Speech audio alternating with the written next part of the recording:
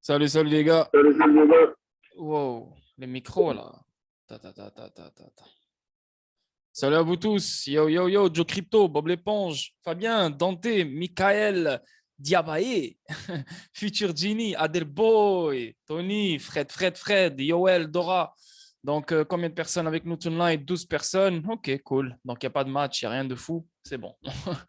Yo, on va commencer directement. On va pas, parce que encore une fois, c'était même pas prévu ce stream, donc je vais pas trop parler. À chaque jour, je parle et je pense que vous savez exactement ce que j'ai en tête, donc pas besoin de perdre votre temps. On commence live, je partage l'écran. Boum et live. Ok, premier truc qui vient de tomber, ça vient de tomber live. Ripple contre la SEC, la tentative des accusés de bloquer le rapport d'experts supplémentaires échoue. Donc, la SEC a été autorisée à déposer un rapport supplémentaire dans l'affaire Ripple.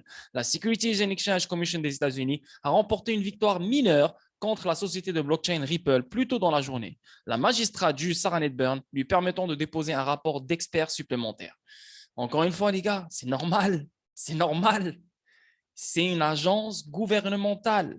C'est normal qu'à un moment donné, la juge, comme elle a fait pendant tout le long de l'année 2021, elle donne des points. Elle donne des victoires là, ici.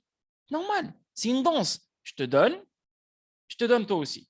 Je te donne toi aussi. Je t'enlève toi aussi. Tu vois? Donc, mais ce qui est bien avec nous, ce que vous devez toujours mettre en tête, c'est que les victoires que Ripple a mis dans sa poche, surtout la victoire du préavis équitable, comme quoi la défense du préavis équitable ne se fait pas démonter et la juge continue à protéger ça pour Ripple, ça, les gars, vous êtes bons. Et en plus de ça, en sachant que la juge, elle continue à vouloir briser le DPP, elle l'a déjà fait au début 2022. Maintenant, je pense qu'avec le temps, ils n'auront pas le choix de le faire. Plus on s'approche vers la fin de l'année, etc. Donc, hey, on s'en fout. Victoire mineure, go, tiens, prends-la, pas de problème. Mais c'est quoi la victoire? La victoire, c'est déposer un rapport supplémentaire. C'est pas genre, ouais, c'est bon, je sais pas quoi. Juste, ok, c'est bon, on va te laisser déposer un rapport supplémentaire. Dépose-le, tiens, vas-y. You know? La découverte d'experts devait initialement se terminer le 14 janvier, mais cette date limite a maintenant été décalée à plusieurs reprises en raison de plusieurs différends. Les différends de la SEC, je suis désolé. Oui, avec la Russie-Ukraine et plein d'autres bullshit encore, là, si tu veux. Même Ripple aussi, elle a demandé une extension, mais c'est plus la SEC. Le calendrier de découverte émis par le tribunal ne tenait pas compte des rapports supplémentaires. Comme l'a rapporté YouToday, Ripple a proposé le mois dernier de rédiger un nouveau rapport de réfutation de l'expert en valeurs mobilières et en finance, le Dr Albert Metz. Il a décrit le rapport comme inadmissible, arguant que la nouvelle version du rapport n'apportait rien de nouveau sur la table. Ripple a affirmé que la SEC n'était pas censée avoir le dernier mot dans le processus de découverte. C'est vrai, parce que quand on rentre dans la phase de découverte d'experts, elle n'est pas censée avoir le dernier mot. C'est les experts qui doivent avoir le dernier mot.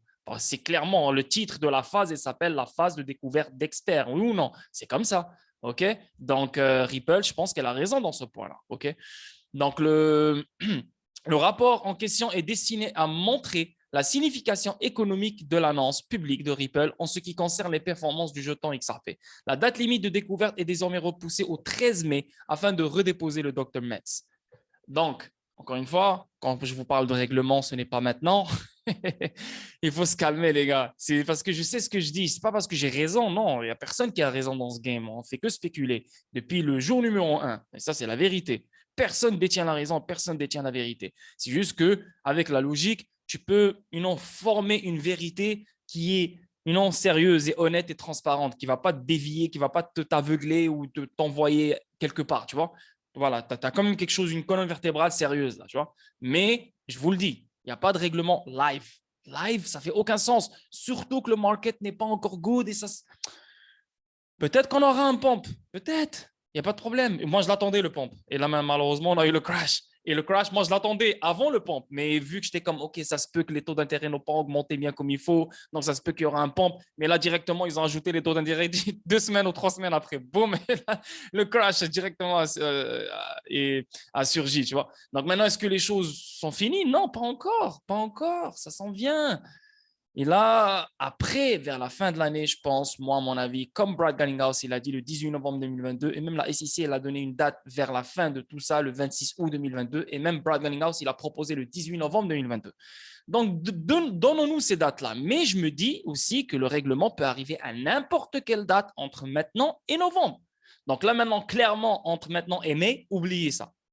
13 mai. Vous avez bien vu, le 13 mai, c'est repoussé. Ils doivent, maintenant, la SEC va déposer un rapport supplémentaire. Elle a le droit de le déposer, blablabla. Donc, ça traîne encore. Donc, les gens sur Twitter, règlement soon dans tes fesses. Il n'y a pas de soon là. Tu vois? Donc, on continue.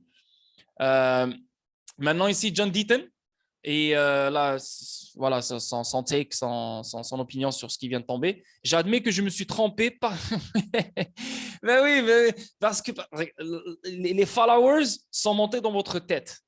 OK, ça, c'est numéro 1. Moi, je ne les suis même plus. Moi, je les suis juste parce que quand ce gars-là dépose ce genre de rapport, je ne comprends que dalle. Donc, j'ai besoin de ce genre de personnes. Voilà, il me donne l'info et moi, avec ce que je connais déjà, avec les recherches que j'ai fait déjà et le fait que j'ai suivi l'affaire de A à Z, ben, je peux avoir ma propre opinion. Mais, hey, le mec est devenu une célébrité grâce à cette affaire. Beaucoup de followers. Le mec, il est partout. Il est payé pour faire ça, crois-moi, parce que c'est un avocat. Il n'a pas, ouais, j'ai le temps de faire un stream. Non, non. Donc, tout ça, ça lui fait dire des choses pour continuer à amplifier son audience. Ça, c'est la vérité, les gars. Même Jeremy Hogan, c'est devenu une fucking star. 250 000 followers, c'est fini. Lui, sa femme, c'est jackpot là, avec cette affaire-là. Merci, merci Dieu. Il n'a même pas besoin d'investir dans Xrp tellement que c'est le jackpot. Il est devenu avocat de SIDA. OK? Maintenant, je ne suis pas en train de dire qu'il ne faut plus les regarder. Au contraire, même moi, je viens de vous dire que je les suis. Mais c'est des gens comme vous et moi. Ils se trompent, ils spéculent.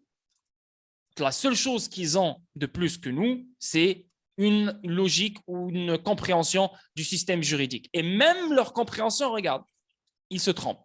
Donc, personne ne sait.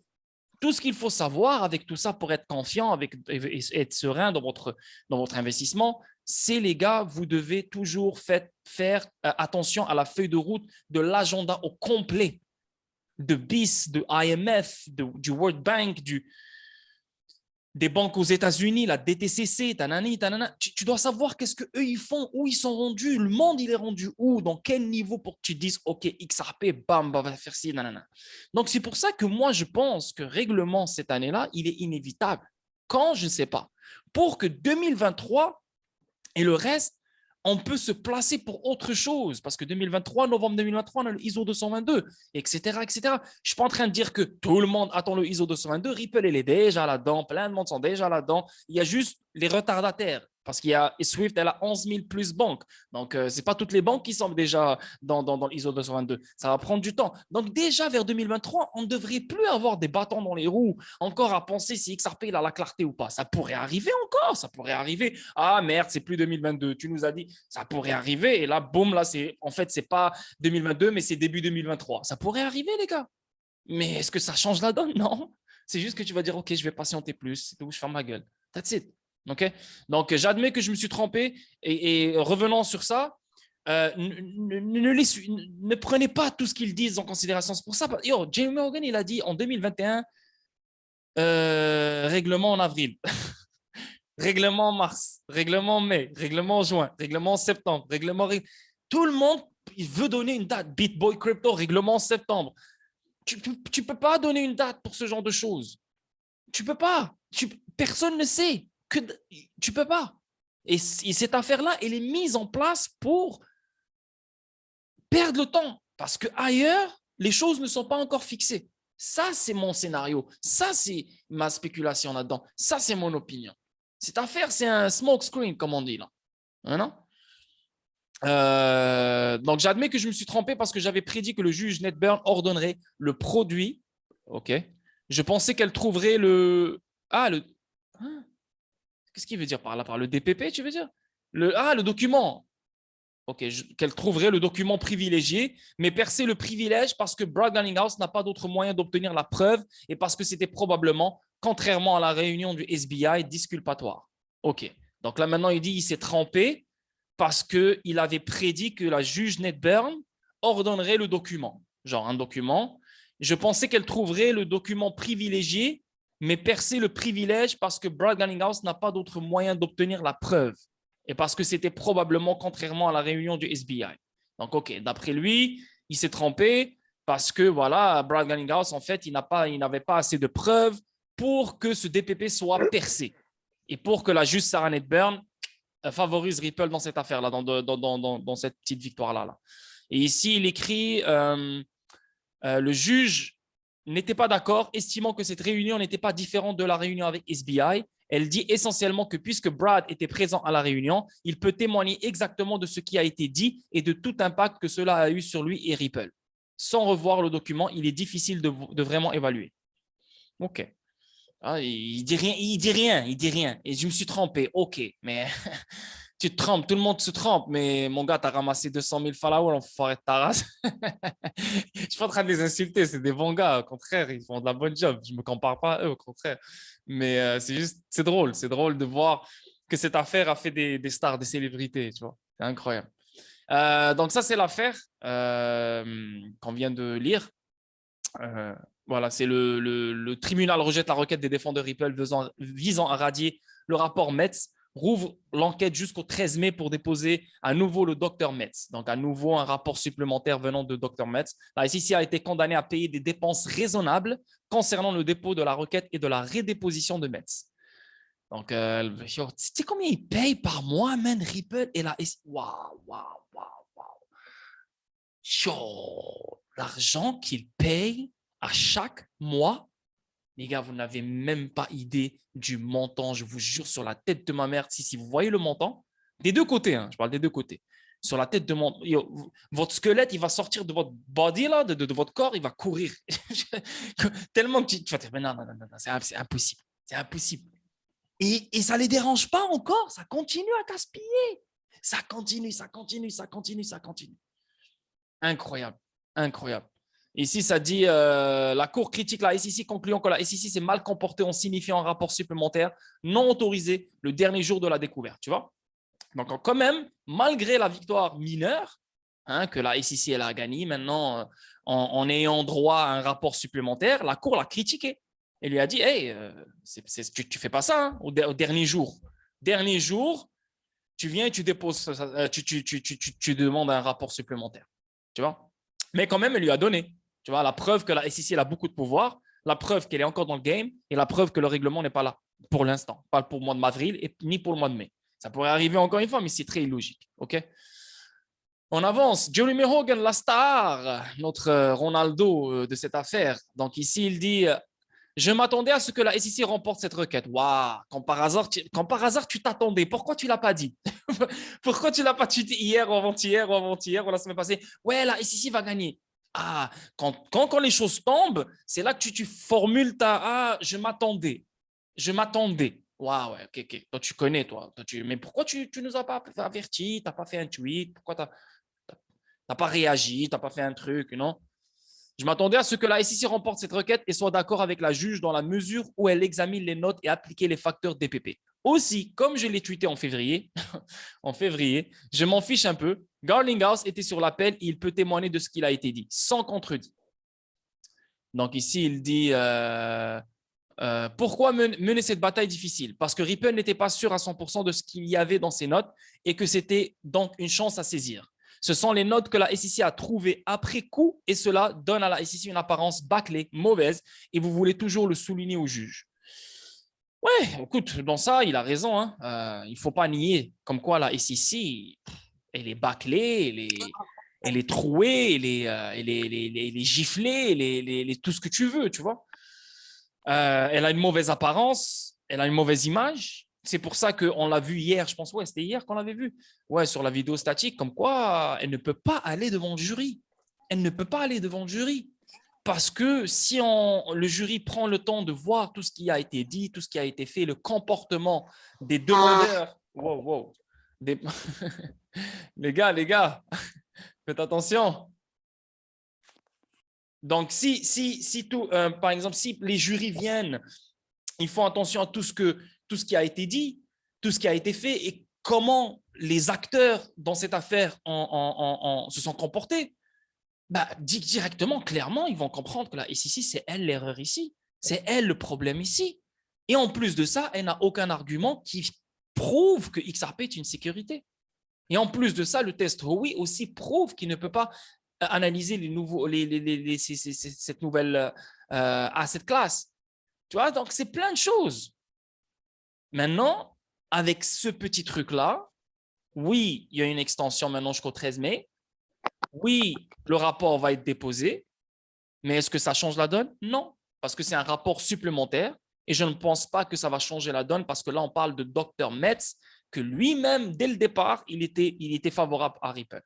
Donc là, on va voir ce rapport supplémentaire. Comment est-ce qu'il va être public ou pas? I don't know, aucune idée, mais on doit suivre tout ça. OK, donc c'est ce qui a été.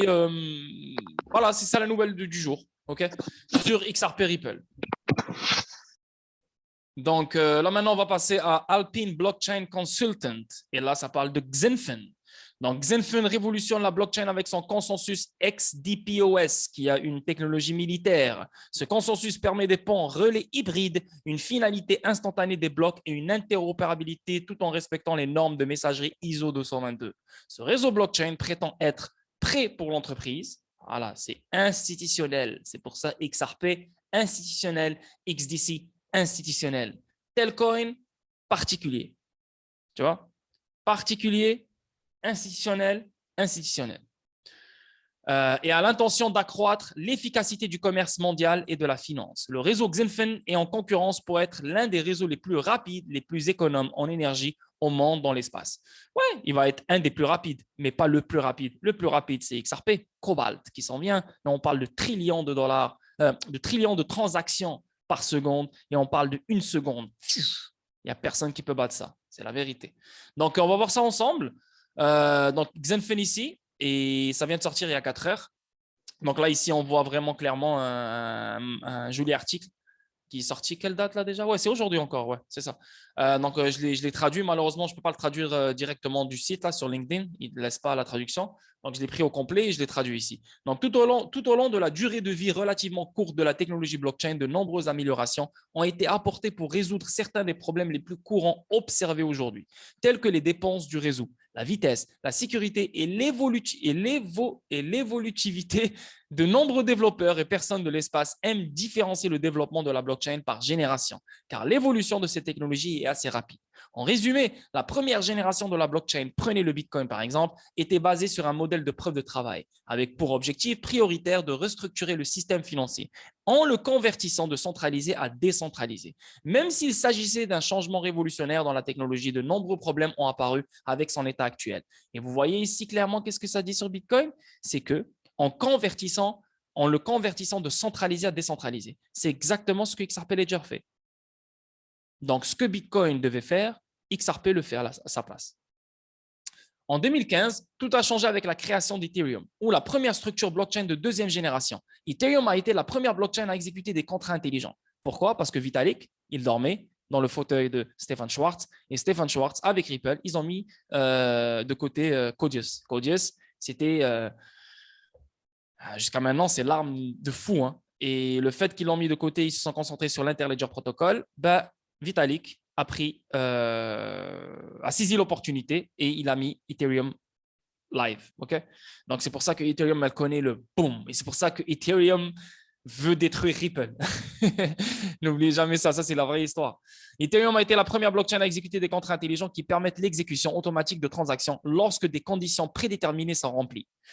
Mais comme ces réseaux ont été plus largement adoptés, les blockchains de génération 2 commencent à connaître une forte congestion. Le problème de la congestion et de la lenteur du réseau a ouvert les yeux de nombreux développeurs qui savaient que quelque chose devrait être corrigé pour créer un réseau plus évolutif, plus rapide et interopérable que nous pourrions utiliser à l'échelle mondiale. Ethereum, ainsi que de nombreuses autres blockchains, est toujours confronté à un réseau inefficace. C'est la vérité, c'est la vérité. Lent, coûteux et à forte consommation d'énergie. Ces problèmes à portée de main nous ont emmenés au développement de blockchains de 3e génération. Il y a même Ethereum maintenant qui a décalé son proof of stake pour l'année prochaine, si je ne me trompe pas.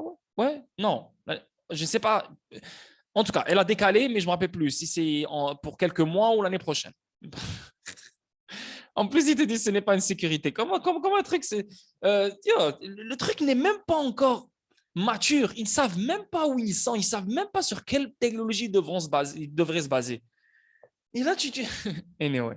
À ce jour, Xenfen est l'un des projets de blockchain de troisième génération les plus discutés, car il s'est avéré être un réseau beaucoup plus écologique et efficace par rapport aux autres blockchains de l'espace. Le réseau XDC qui se concentre sur la finance et le commerce international fonctionne, tu vois, le réseau XDC se concentre sur la finance et le commerce international. Le réseau Xrp ou le réseau Ripple se concentre sur les paiements transfrontaliers et les règlements, l'élimination du préfinancement et la liquidité. Tu vois, ce n'est pas pareil. Même si c'est pareil, même s'ils peuvent, travailler ensemble, communiquer ensemble, ça va être comme ça va être une seule infrastructure. Tout le monde va communiquer avec tout le monde. Ça, c'est inévitable. Maintenant, juste pourquoi j'ai parlé de ça, c'est pour ne pas comparer. On voit clairement se concentre. Il peut faire, mais il se concentre sur la finance et le commerce international. XRP et Ripple et tout, ils peuvent faire, mais ils se concentrent en ce moment sur les règlements, sur les paiements transfrontaliers, l'élimination du préfinancement et la liquidité. Tu vois, ce n'est pas pareil. Ce n'est pas la même concentration. Utilisant un mécanisme de preuve d'enjeu délégué, ce mécanisme de consensus mis à jour a permis au réseau XDC de fonctionner incroyablement plus vite avec pratiquement aucun frais. Pour tous ceux qui ont utilisé Ethereum, je suis prêt à parier que vous avez eu à faire face à la douleur de transactions lentes, de transactions échouées ou notre préféré, les frais de gaz extraordinairement élevés. La mise à jour révolutionnaire du mécanisme de consensus de Xenfen a atténué ses défauts tout en réduisant drastiquement son impact environnemental. Utilisons un exemple quantitatif pour comprendre et comparer l'amélioration du fonctionnement de cette blockchain de troisième génération. Ethereum traite actuellement environ 15 à 30 transactions par seconde. Mais de quoi tu me parles, toi? Mais de quoi tu me parles? Et les gens continuent à me fucking parler de Ethereum. Et les gens, ouais, mais tu penses que acheter un Ethereum? Mais t'es fou, t'es fou. T'achètes un Ethereum à fucking $4 000, $3 000, 15 à 30 transactions par seconde. Il va aller où ce truc-là? Il va aller où? Tout en faisant payer à ses utilisateurs bien-aimés des frais excessivement élevés pour effectuer la transaction. XDC, en revanche, dans son état actuel, traite avec succès plus de 2000 transactions par seconde avec une microfraction. Du coup, la plupart des frais étant de le 1 millième de penny, d'un sou. Là. Même si la fusion d'Ethereum 2.0 à partir du Proof of Work, Proof of Stake vise à éliminer certains de ces problèmes, je serais choqué si nous le voyons en 2022. Ben voilà, la preuve, choqué. Il n'y a pas de 2022. Et ils l'ont dit, décalé pour 2023. Le développeur principal d'Ethereum, Tim Beko, a récemment déclaré « Ce ne sera pas en juin, mais probablement dans les mois qui suivent », en réponse à une question concernant le lancement très attendu d'Ethereum 2.0. Et sûrement avec maintenant l'affaire juridique et tout, sûrement que maintenant ils savent que la SEC va tomber sur eux, sûrement ils savent que ce n'est pas le bon moment. I don't know, il y a quelque chose là. Si nous voulons continuer à avoir une adoption mondiale de la technologie blockchain, il est évident que le réseau choisi doit imiter le travail de Xenfen pour fonctionner à l'échelle mondiale. Mais la vitesse et les frais inexistants ou quasi nuls ne sont pas les seuls facteurs qui placent XDC dans la plupart de projets blockchain concurrents. Le consensus XDPOS est également beaucoup plus respectueux de l'environnement et élimine la majeure partie de la consommation d'énergie que l'on observe dans les modèles Proof of Work et Proof of Stake Standard.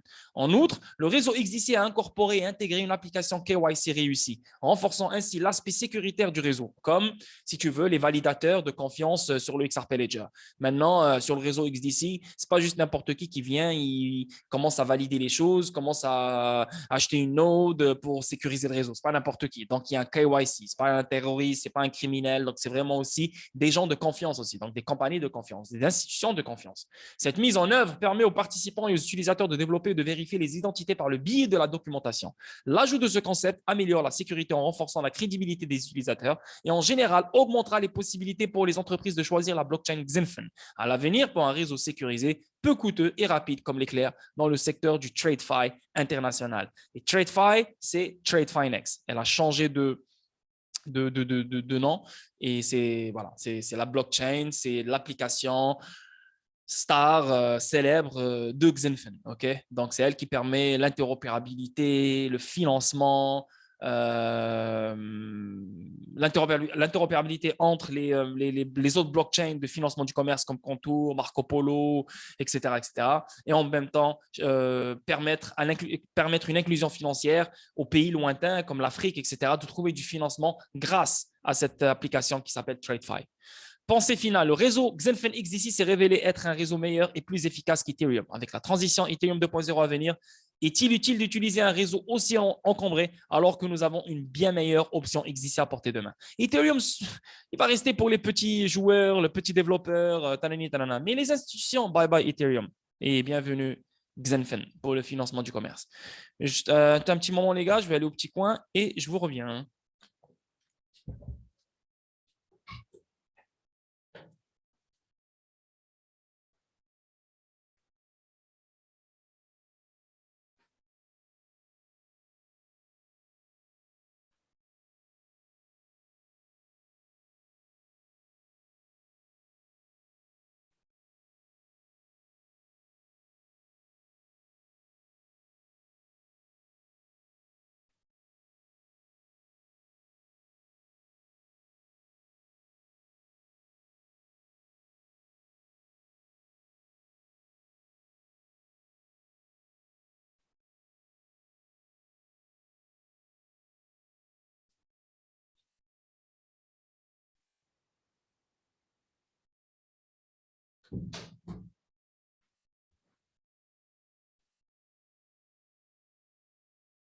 Bonne soirée, Michael. Bonne soirée, merci d'avoir été là. Merci, merci, merci. Bah, tu continueras la vidéo et bon courage.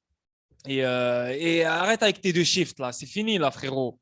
Hey, c'est fini, frérot. C'est fini là. Demande-leur un shift ou la moitié d'un shift là. C'est fini, Michael, frérot. Arrête là. Vis la vie, frérot. Arrête de charbonner. Charbonner, charbonner, charbonner. Viens charbonner avec nous dans la crypto, même, mon gars. T'as plus besoin de charbonner, frérot. Donne plus ton temps. Je te jure. Allez, Michael. Allez, Michael. Dis ça à ma femme. Oh merde. Yo, Michael, comment ça dit ça à ma femme? Yo, tu dis à ta femme, ma femme, je t'aime. Et là, c'est fini. C'est fini. Maintenant, on arrête. On vit la vie. Ta femme va aimer ça, frérot. Ta femme va dire quoi? Bébé, on vit la vie? Bien, ben oui, let's go. Elle va aimer ça, frérot. Mais non. Arrête, arrête. Arrête, arrête. Dis à ta femme, tu vas à Maldives avec un live. Voilà, elle va dire quoi? Elle va oublier les factures, elle va oublier le bébé, elle va oublier, elle va oublier la bouffe, elle va oublier tout ce. Quoi? Les bagages, boum, allez, on se casse. T'es fou, toi? Mais bientôt, Inch'Allah, je te le souhaite, frérot Michael, et bon courage. Et euh, garde la tête haute, ça s'en vient, frérot. Je sais que tu fais les choses bien, t'inquiète pas. Hâte de te rencontrer un jour. Tu as l'air d'un putain de gars, là. T'es un phénomène. Aïe, aïe, bonne soirée, frérot. Donc, on avance. Et ici, on voit Algorand. Donc là, on va parler un peu d'Algorand parce que Algorand, dernièrement, je le vois souvent surgir sur mon Twitter wall. Et avec WTK. Maintenant, ici, on voit l'équipe Canada Sale GP annonce un partenariat avec Algorand. Donc, Montréal, nice. Canada Sale GP Team a dévoilé un important partenariat de 3 ans avec la Foundation Algorand. L'accord marque la première annonce de partenariat majeur pour l'équipe canadienne et le parrainage d'une équipe de voile professionnelle par une plateforme blockchain. L'équipe Canada Sale GP et la Foundation Algorand partagent une vision d'un avenir durable qui repose sur l'innovation de pointe et la technologie de haute performance, ce qui rend le partenariat naturel. Tous deux s'engagent à inspirer un avenir meilleur et plus propre pour notre planète grâce au sport. Donc, nice. Nice. Ils ont choisi Algorand. Donc, Algorand se consacre à la réalisation de la promesse mondiale de la technologie blockchain en tirant parti de la puissance du protocole. Tu vois ici, là, ce qui change ici, là, les gars, pour vraiment être capable de différencier les choses. On parle d'une technologie blockchain Algorand. Xrp Ledger, c'est un DLT. Oui, DLT blockchain, c'est la même chose si tu veux, mais si tu vas sur Google, une blockchain, c'est une forme de DLT. Mais le DLT, il est beaucoup plus puissant qu'une blockchain. Donc, Algorand, en sachant qu'ils sont connectés à Ripple, Algorand, sa blockchain, sera connectée au Xrp Ledger grâce à une chaîne latérale fédérée et utilisera les fonctionnalités du Xrp Ledger. OK? Juste pour que vous mettez ça dans la tête. en tirant parti de la puissance du protocole Algorand et de son écosystème pour permettre chacun d'exploiter le potentiel d'une économie numérique équitable et véritable sans frontières. Construite sur un réseau à carbone négatif, avec son approche pure proof of stake, Algorand a construit une blockchain durable et décentralisée avec une consommation d'énergie minimale qui aura un impact positif sur l'innovation dans la finance et l'inclusion sans impact négatif sur l'environnement. Donc, elle, c'est une blockchain qui va accueillir les applications, qui va inviter les gens à bâtir des CBDC sur elle, à bâtir des choses sur elle. Tu vois. Mais derrière, Algorand, pour les règlements internationaux, pour l'utilisation de la meilleure technologie pour les paiements, c'est Xrp Xdc. N'oubliez jamais ça, les gars. Ça vient de Hbar. Donc, une nouvelle venant de Hbar le 15 avril. Et là, on parle de multi-game, économie, multi-jeu. Donc, abstrait, d'un point de vue commercial, le free-to-play est la conception de jeu la plus lucrative. La majorité des bénéfices du free-to-play proviennent des baleines, les joueurs qui dépensent de grosses sommes en éléments payants. Web3 nous permet de créer des jeux gratuits dans lesquels les éléments payants se présentent sous la forme de NFT. Nous pouvons créer des économies multijeux dans lesquelles les récompenses NFT d'un jeu peuvent être utilisées dans d'autres jeux. Les économies multijeux permettront aux joueurs de s'engager dans un tout nouveau marché, servir des baleines gratuites avec le butin de jouer pour gagner. Incroyable, tu vois, ça c'est ce qui est bien ici, c'est qu'on voit créer des jeux. Non, nous pouvons créer des économies multijeux dans lesquelles les récompenses NFT d'un jeu peuvent être utilisées dans d'autres jeux. Ça c'est cool. Ça, c'est vraiment cool. Donc, l'introduction, le boom de la crypto a créé de nombreuses nouvelles frontières pour l'entrepreneuriat, des startups d'échange de crypto aux artistes NFT, aux consultants Solidity, aux bourses d'études pour gagner et aux auditeurs de contrats intelligents. Les jeux Play to Earn, en particulier, ont récemment attiré l'attention des médias. Et pour cause, les joueurs passent en moyenne 14,8 heures par semaine à jouer et beaucoup vont encore plus loin au point de devenir un deuxième emploi. En fait, le jeu est une carrière depuis des décennies, maintenant bien que limité aux streamers, aux vendeurs d'or et aux pros de tournois. Et si ce passe-temps pouvait également devenir rentable pour le joueur moyen, si tu investis, bien sûr, si tu investis sur des NFT, si tu mets de l'argent pour gagner, mais juste jouer, tu dois, au lieu de mettre 14,8 heures par semaine, tu vas mettre 14,8 heures par jour pour, je pense, à mon avis, faire de l'argent, quelque chose de sérieux, tu vois. Donc, économie gratuite. Avant d'explorer les économies multijeux, il est important que nous ayons une bonne compréhension du marché actuel des jeux gratuits. Si vous connaissez déjà des concepts comme le jeu gratuit et la théorie des baleines, n'hésitez pas à passer à la section suivante. Jouer gratuitement, mais payer pour gagner. Tu vois, free to play. Ouais, jouer, ok, ça, c'est jamais entendu parler free to play. Ne veut pas dire non rentable. En fait, c'est tout le contraire. Lorsque les joueurs pensent à Activision Blizzard, ils se souviennent généralement de leurs produits phares comme Call of Duty et World of Warcraft. Cependant, il existe une troisième société intégrée à ATVI, King, les créateurs de l'icône F2P Candy Crush Saga. La bibliothèque axée sur le free-to-play de King a en effet dépassé Blizzard pendant 3 années consécutives. Les jeux free-to-play ne coûtent pas d'argent, comme leur nom l'indique, mais l'argent peut toujours être dépensé dans le jeu. En règle générale, les joueurs free-to-play dépensent de l'argent pour raccourcir des temps de recharge. Ah, ok, oui, oui, je connais ça, là, putain, c'est comme Clash of Clans et tout ce bordel, là. Et Townstar et tout, là. Ouais, non, oui, free-to-play comme Adoki, c'est vrai. Putain, c'est que je suis un chevreuil. Waouh! Fucking shit. Yo, pour de vrai, j'ai parlé d'Algorand, j'ai parlé de HBR, j'ai parlé de Xrp, yo, j'ai totalement zappé Adoki. Oui, c'est Adoki, exact. Yeah, on joue des jeux. Tu joues free, c'est vrai. C'est vrai. C'est vrai. Fucking shit. Heureusement, il n'est pas là. Et heureusement, je ne l'ai pas fait sur YouTube. J'aurais eu l'air d'un con, mais au moins, je suis avec vous, c'est pas grave. Oh merde. Donc, yeah, mais HBR, on dirait, va faire la même chose. Donc, encore une fois, on est en avance. Mais c'est bien que tu as sorti ça, Kenzo. On est en avance, encore une fois. Le moment où on a parlé de Adoki, 2 jours après, on a vu Binance Learn to Earn. Et là, maintenant, on voit HBR. Maintenant, on parle de free to play. Donc, même chose que Adoki a depuis un moment, là, sur comme 10-15 jeux, là, tu vois.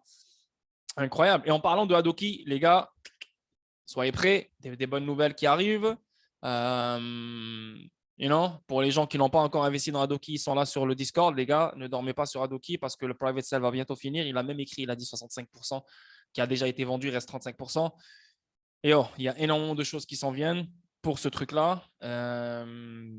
Et surtout qu'au début, Tu sais, le marketing va être tellement hot que voilà, ils n'ont pas le choix de le faire. Et quand le marketing il est hot, ben, le prix il apprécie. Donc, faites ce qu'il faut. En cliquant sur mon lien, vous avez 40% de plus et c'est encore en cours. Merci Kenzo d'avoir fait ce rappel. Donc, HBR fait la même chose et wow, play to earn et l'économie multijeu, ouais, ça, on connaît ça, c'est bon, tout le monde a ce play to earn.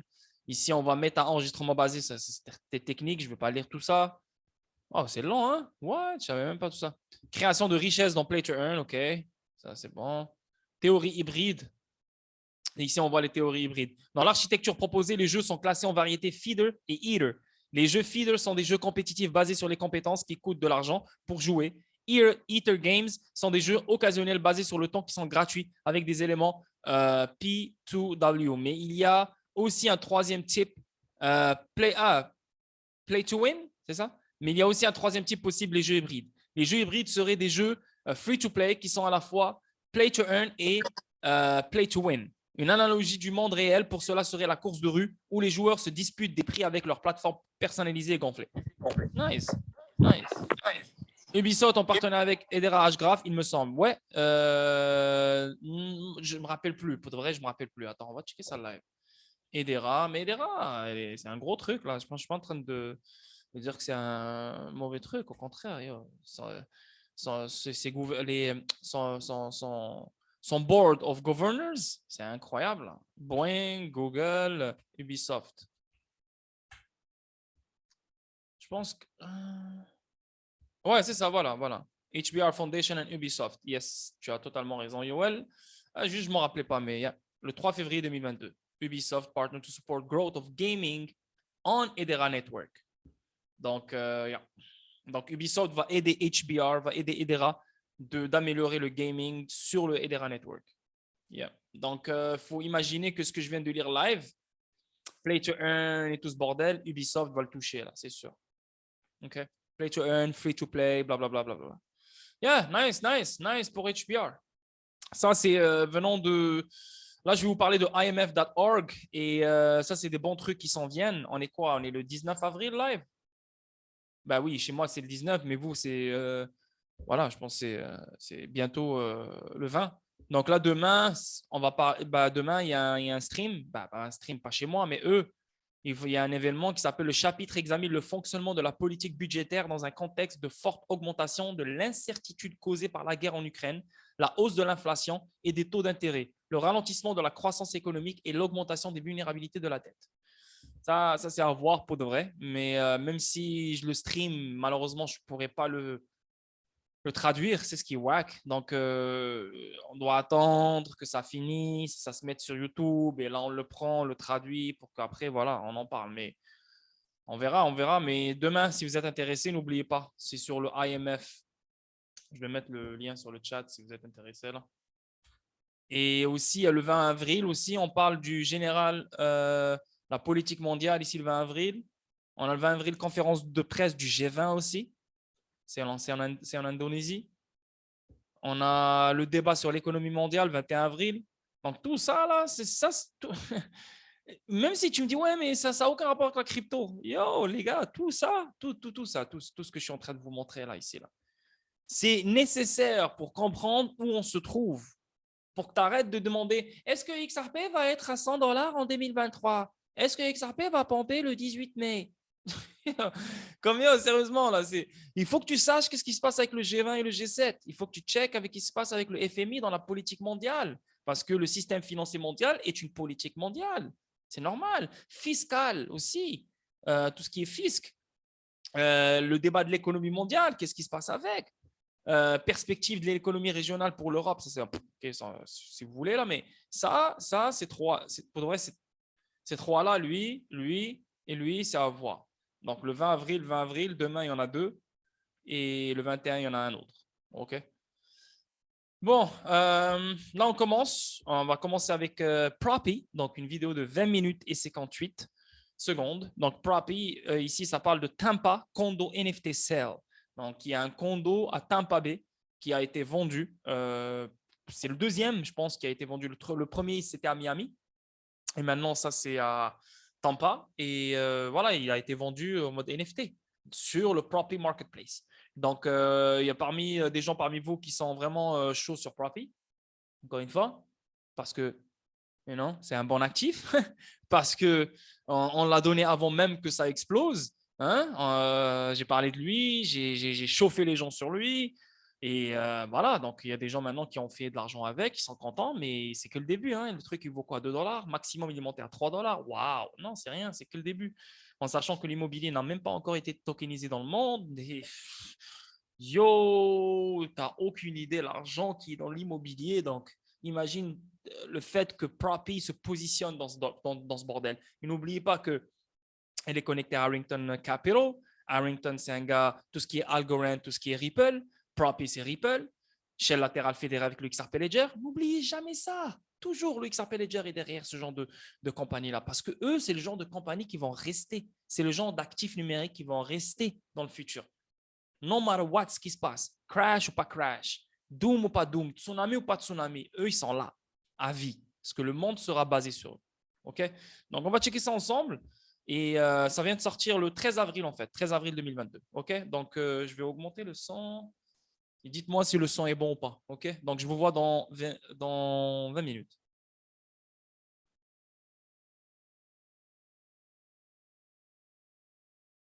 Hi, welcome everyone to episode 104 of Propy's weekly webinar, where we bring you not only the latest in tech trends in real estate, but a live post Propy NFT sale, which was concluded just hours ago.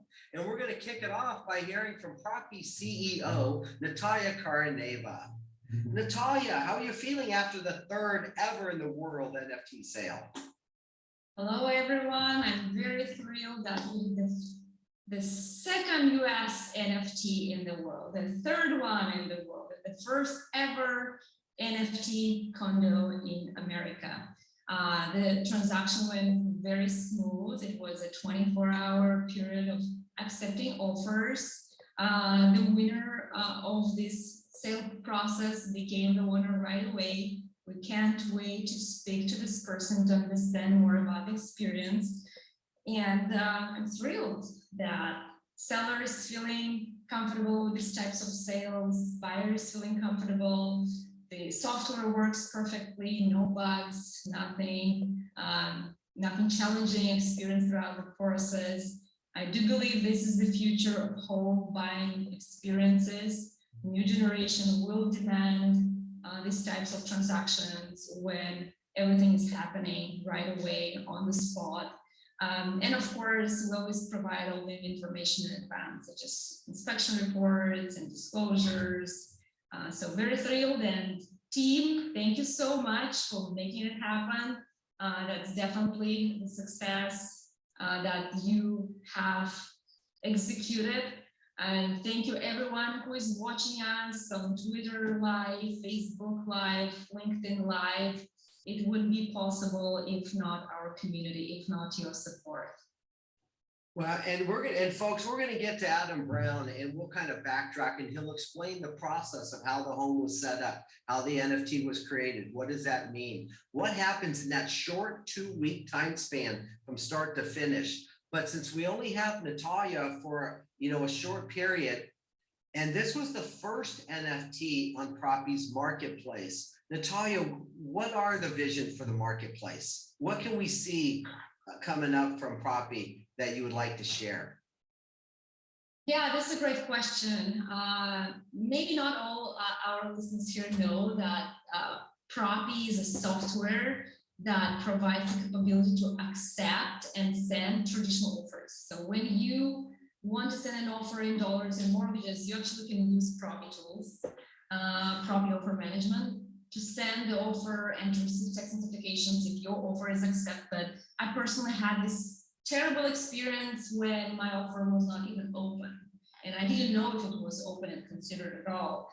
And I have to call agents, and then agents have to call the listing agent, and so on. So we have this opportunity to experience what's going on with offer and negotiation throughout the past 2 years with thousands and thousands of transactions. So we have this experience to dive into many deals across the country. and now learning what is needed for the consumer. We inherited that in building the NFT marketplace. So those of you who are aware of OpenSea and the Web3 technologies, you can view us as the OpenSea for real estate, because real estate NFTs are not legal on OpenSea. They're legal on Propy because we verify every single wallet and we know who owns those wallets. It's absolutely necessary to be compliant with the real estate laws here. But at the same time, when we do traditional deals with dollars and mortgages, when we help make offers, when we help close on Propy with DocuSign integrated with the entire closing process, that's where we want us to be considered as the Amazon for real estate. When you want to buy a book, you always go to Amazon to close. Here, you probably have heard about a property from your realtor or Zillow, but when it comes to closing, we want the consumer in our community to know, I know this one place, secure place, where I will close smoothly and securely and quickly, and that's Propy. Regardless if you use crypto or dollars for payment, if you have a mortgage or not. So that's kind of the big vision and where we're headed to, as you know, here in the team. Thank you. Adam, go ahead and explain what is the process for a homeowner to put their property into as an NFT and what is done up front, which is different for many of us in the real estate market. Yeah, and Natalia sums it up best. It's quick, it's easy, it's efficient. You place the home within the NFT with relevant docs that the buyer or the seller would need on the other side of the transaction. It's 100% transparent. You place it in an NFT, and then from wallet to wallet, the transaction gets funded and ownership is transferred. It's really quick, it's really easy, it's smooth. It removes that 45 to 60 day high friction period between a traditional listing to close. So that's what sellers and buyers love about it, is it reduces that friction, and they can go to one place in our marketplace and get all of that handled up front. So I had a question today in an earlier training I was doing. They said, what does an agent do with the NFT marketplace if it's 2 weeks? How much effort is there an agent? And I know you've been in contact with the co-listing agents, I think Andrew Daniels and Taylor Perino. Mm-hmm. What are they doing during this time and help prepping? Yeah, well, I mean, the agent's role is more important than ever. I mean, a lot of their work is helping get the listing ready for the NFT process, the NFT sale. And once it goes on to live in the marketplace, their job is done. And so from an agent perspective, a lot more of the work is front loaded, a lot more of it's guiding the homeowner through the process, which is not that different than traditional sale. It's just a little bit smoother. The thing that I think most agents like about this process is it frees them up with less time involved to be able to handle more transactions. And that's where I think a smart realtor can say, hey, I can still help a homeowner, but the process is more on our terms versus that awkward 45-day window where you have a lot of third-party people that could drag those transactions out. It allows the agent to be more free to be able to focus on more volume versus just walking buyers and sellers through the traditional, heavy friction process.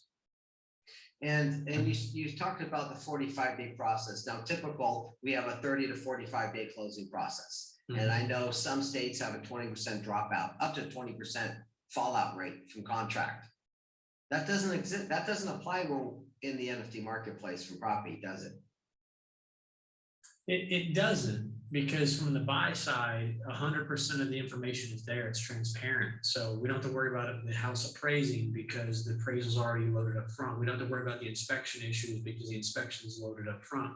We don't have to worry about funding follow through because we verify funds are in the wallet. So from a home seller and a home buyer's perspective, it's 100% transparent. And so Natalia mentioned earlier about her story. It's a very common story that most buyers have right now. We put an offer in and we just keep our fingers crossed and hope it gets accepted with really no ability to see what's going on behind that curtain. And so I think that's where a lot of buyers are really frustrated right now because no one knows where offers are going, if they're even being accepted. And Talia's example, even if they're being opened. And this sheds a tremendous amount of transparency to that process. And if you look at everything we do at Propy, it's all about homeowner first and transparency second. Yeah, I totally agree with that. And I think we also need to stress the importance of the realtor in the process of NFTing a home. And we received over 1,000 of requests from sellers to NFT their homes. And because of the new process, what we do is we refer those sellers to crypto certified agents, realtors from different brokerages across the country that have passed through our crypto certified course. They passed the exam, they passed through the sessions, how to set up a wallet, how to NFT a home, what is blockchain, why it's immutable. They passed through this education and now they can further educate the consumer on what are the benefits to NFT their home. And I wanted to stress on the role of the agent and what they normally do when we sign an agreement to NFT a home. They set up open houses, staging, and then they work with our team to make sure we have the independent inspection reports uploaded to our platform, that we have all the disclosures, that our team makes the title report so that we check that the history of the property is clean. And I think it's a very, very important role. And another point I would add is that the type of the consumers and the buyers that are coming, they're not necessarily only crypto geeks. So we have this millennial who bought a house from us. He never bought a house in a traditional way because he's very afraid of the bureaucracy in the real estate transaction process. So we have this type of a client.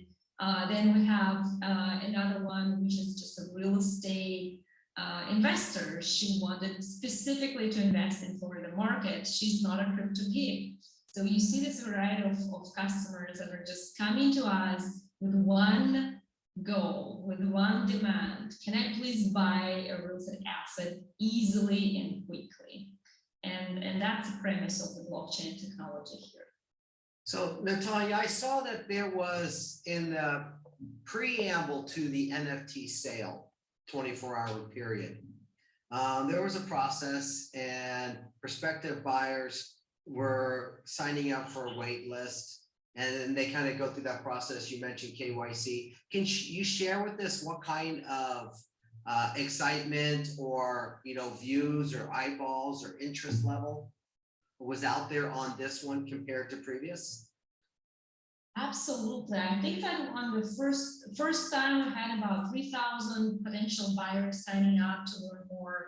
This time we added 1,000 more. So right now we have about 4,000 people watching our NFTs and about 70 or 80 people actually connecting their wallet. So these are people with high intent to participate in the bidding process, and they have wallets already. So they connected their wallet, they provided their personal information, who they are. The KYC process is automated, it's just a couple of minutes. So the excitement is there. We have tons of questions on the intercom about the whole process. And yesterday we had this Twitter Spaces, remember? So many people still think that they just connect their wallet, they pay for the property, and then the closing is happening afterwards. So that's the misconception here, misunderstanding. So I want really to emphasize on the beauty of this technology, because in the end of the sale, like what happened today, is that the owner becomes the owner of the LLC that owns real estate automatically. So when you connect a wallet and provide your real name and your ID to our protocol, we actually utilize this name and we put it, the smart contract puts it on the documents of ownership.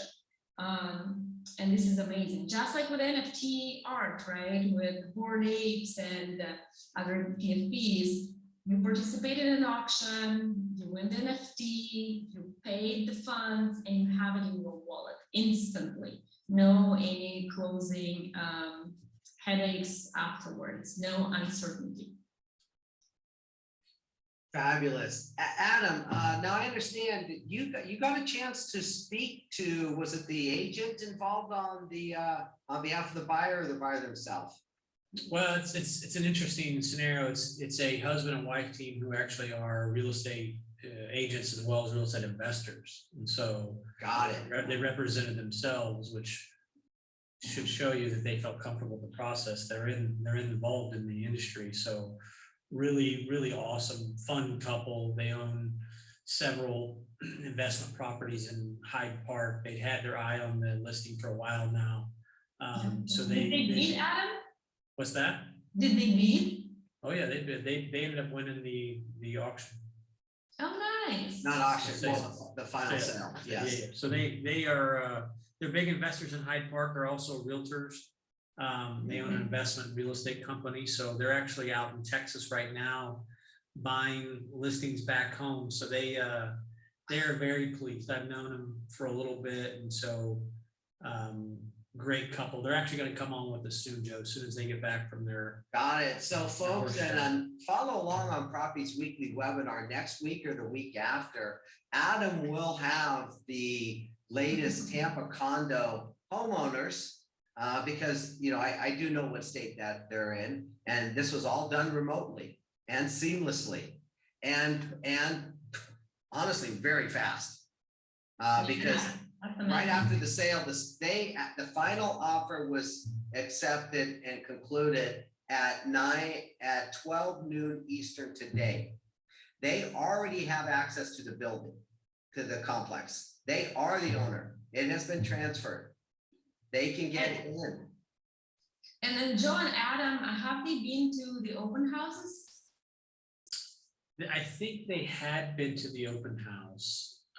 And we have, so just so all the viewers and listeners and social media follows, we have full access to talk about them, and we ask them, they give us written permission to talk about them. So I don't want people to think that we just talk about people who buy listings on the platform. I just happen to know them, but it's just a traditional real estate investor who wasn't what I would say super crypto friendly. They saw the listing on the marketplace. They were excited about the listing.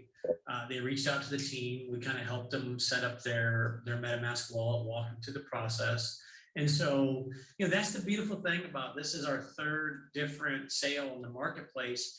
And it's not just one type of buyer. It's a lot of traditional buyers. It's one young millennial. It's a family that wants to move into the home, that moved in already to the last NFT. This is a traditional real estate investor who's local, who liked the property. So it's not just one demographic. These listings on the marketplace appeal to everyone. And that's what's exciting to me, is just to get to know their story and how they came about.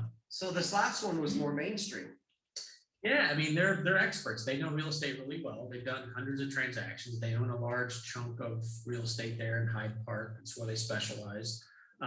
Smart couple, fun couple. I mean, they're out at a horse show in Texas today, and they're, you know, buying property back home. And so, you know, that's the power of technology, and it's beautiful. They can focus on the good parts of their life while they're also, you know, building their portfolio, you know, in an automated process. So They just save 30 days of their life.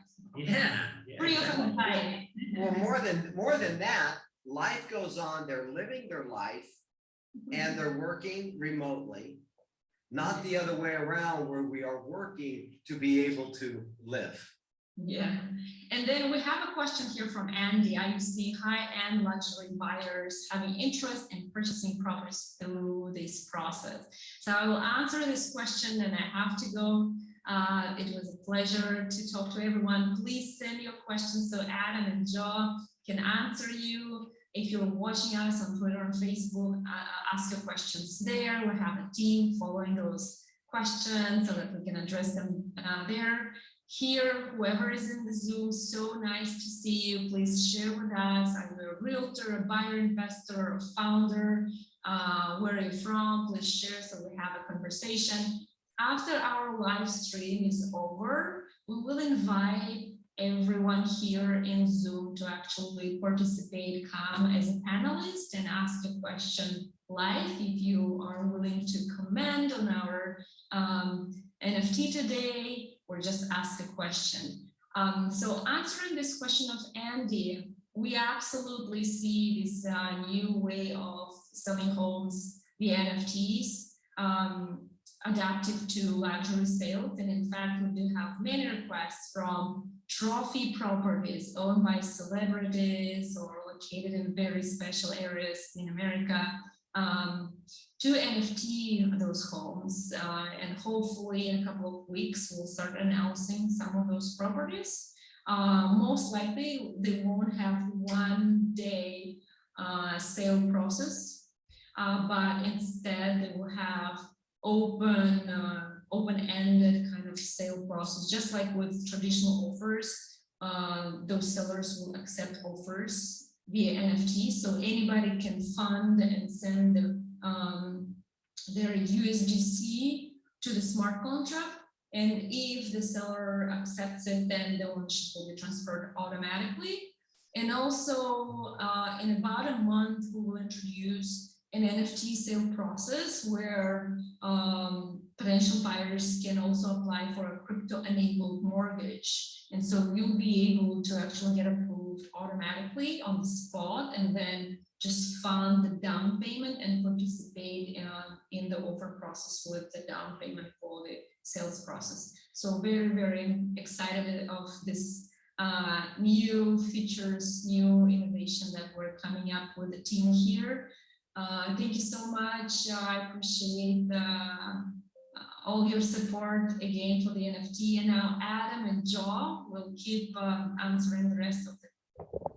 Donc voilà les gars, c'était cool, hein? Propy pour de vrai là, shit man, pour de vrai, ce qu'ils ont dit.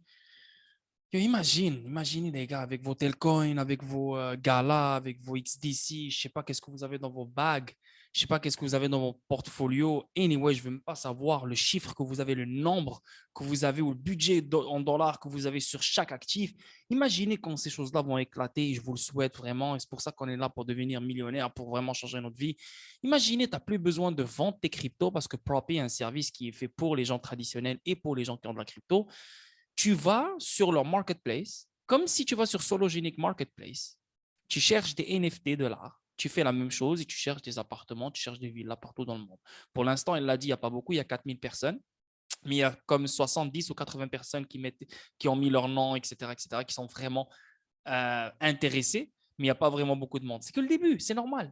Mais avec le temps, imaginez dans 5 ans, 6 ans, 10 ans, 15 ans, yo, tu rentres, tac, ok, cette ville-là, ok, elle coûte, je sais pas moi, on va dire 150 XRP. Ok, parfait, elle m'intéresse. Good. Simulation, je peux voir le 360 degrés. C'est bon, parfait. Image 3D. Good, je l'aime. Transfert, zoom. 2 secondes, le reçois, tu deviens propriétaire. Toi, je suis à Casablanca, tu as acheté un appartement en Ukraine, tu as acheté un appartement en Chine. Et c'est fini, tu n'as même pas besoin d'aller là-bas, tu l'as juste acheté là, c'est fini, il est à toi. Clairement sur une blockchain, il est à toi. Donc, toi, tu décides quand tu vas en Chine, je sais pas moi, dans 20 ans, tu y vas et personne ne va te parler, il est à toi. T'achètes. Imagine, tu fais tellement d'argent, mon gars, et là, tu commences à, et je sais pas moi, Xrp monte à, je sais pas moi, 200, 300 dollars. Et toi, je sais pas combien tu as des XRP, mon gars, c'est, yo, t'achètes des appartements comme des petits pains au chocolat, c'est incroyable. À gauche, à droite, partout dans le monde entier. Shit, faudrait, yo. Parce que tu vas les voir comme des NFT, les appartements. Tu vas les voir comme des NFT, je te jure, ils vont enlever la valeur d'une maison. Tu vas plus la voir comme une maison. Tu vas dire, ah, c'est un NFT. Va. Je vais le trader comme XRP. Je vais le trader comme. Ah, merde. Aïe, aïe, aïe. So, les gars, je vous laisse vous décider, les personnes qui restent avec moi, 12 personnes. Je vais voir la majorité qui va gagner. Est-ce que vous voulez Algorand comme prochaine vidéo, Victor VR ou Silent Notary? Donc, quelle vidéo vous voulez que je mette? Algorand, Victor VR ou Silent Notary de Ubix? Ok, Fred, VR, good. Les autres, Algorand, ok. Ubix, shit, il y a 3 choix là, donc je vais... Personne ne gagne d'entre vous 3 maintenant. Vas-y, on va voir qu'est-ce que les autres vont dire. Allez, les autres là, mettez votre choix. Parce que là, il faut trancher là. Sinon, je vais décider moi après, voilà. Vas-y les boys. Moi, je n'ai aucun de ces 3. Non, mais vas-y, choisissez, parce que sinon, je vais juste choisir moi. Je vous laisse vous le choix de faire, je sais pas, vert. Ok, il y a 2 verts. Ben, Fred, toi, c'est vert ou UBX? Qu'est-ce que tu veux, frérot?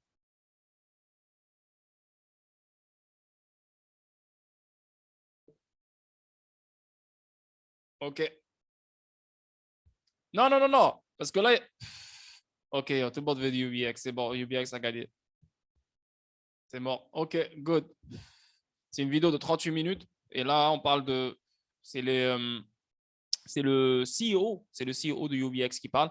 Et Silent Notary, c'est vraiment un truc pour les assurances, pour tout ce qui est vérification et documentation. Tu vois, je peux dire que personne. Voilà, c'est pour éliminer la fraude vraiment totalement. Anyway, je l'ai mal expliqué, c'est vrai, parce que je ne suis pas prêt pour faire une explication sur Silent Notary. Mais ça va être, à mon avis, c'est une belle vidéo. Elle est traduite. Donc, on va regarder ça ensemble. 38 minutes 55.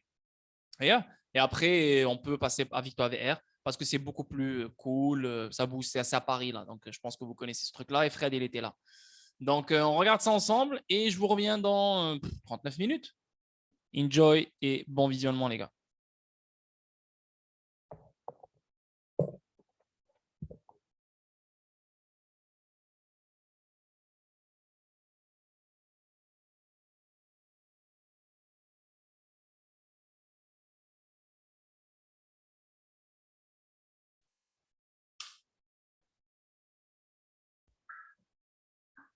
Let me try that again. Hello, UBX and Yoga Sun community. Welcome to our March 23rd, 2022 AMA. It's been a little while since we did the last AMA. Nonetheless, part of the CMA will be definitely a little bit of reinsurance. And before we get joined with Max, I wanted to say thank you, and I'm sure Max will as well, to not only our community, who've been absolutely fantastic, but as well specifically to our developers and our entire team, who a large majority of them are currently in Ukraine. So I wanted to say thank you that despite the incredible pressure that they're in, not only with work, but with what's going on, that they continue to develop, continue to do their jobs, I could say in a very incredible manner. And it's must be very difficult to work under these conditions. If you imagine what stress is like, I imagine it's quite a bit more stressful when there's a conflict or war or whatever going on around. So developers, thank you again. We can't do anything without you, obviously. You guys have been nothing short of fantastic. So we're waiting for Max. I believe he should be here in a couple of minutes. But basically, we've had a very interesting time with some of the recent developments. Obviously, with what's going on geopolitically, we're looking to shield our project from any adverse effects that may happen or may occur in the future. Part of this is why Max has been so busy, and I'm going to give him the opportunity to talk about that portion of what he's been up to. Because not only have the developers been busy, Max himself has been traveling nonstop in order to secure the future and security of this project. Just gonna wait for him for a couple of more minutes to sign on. Obviously, community, you guys have been outstanding. Thank you for your patience. Thank you for understanding. And if you can, please, of course, support our developers and everybody who's affected by this ridiculous time that we're in. So if you guys have any questions, again, please feel free to ask us. You can ask myself, you can ask any of our admins who have been working nonstop as well. And it's been, despite it being very difficult, I have a little secret for you. We're going to have an amazing April. We have a lot of things lined up, and I'm going to give Max and their team the opportunity to talk about it in the near future. So here's Max. Max, hello. Max, hello, how are you, sir? There you are. Hi, Vadim. Hi, Max. Hi, guys. Thanks for joining our regular AMA session. Nice to meet you. We have a lot of questions to discuss today. So let's start. I have a question for you, Max.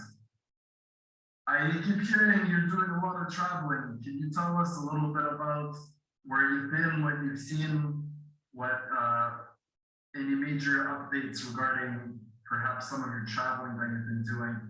Because I hear this is a common question as well.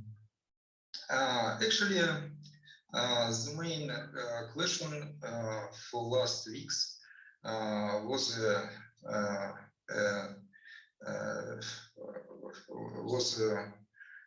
safety of our guys. Some of them managed to evacuate from Ukraine to Poland, to Germany,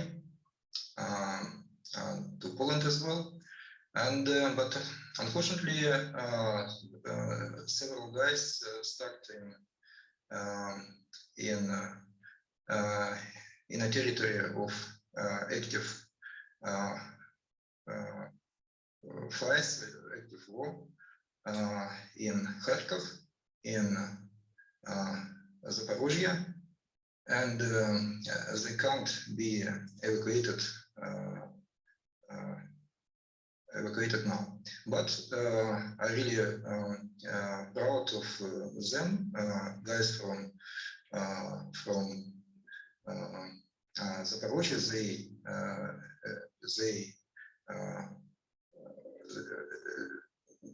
Despite of all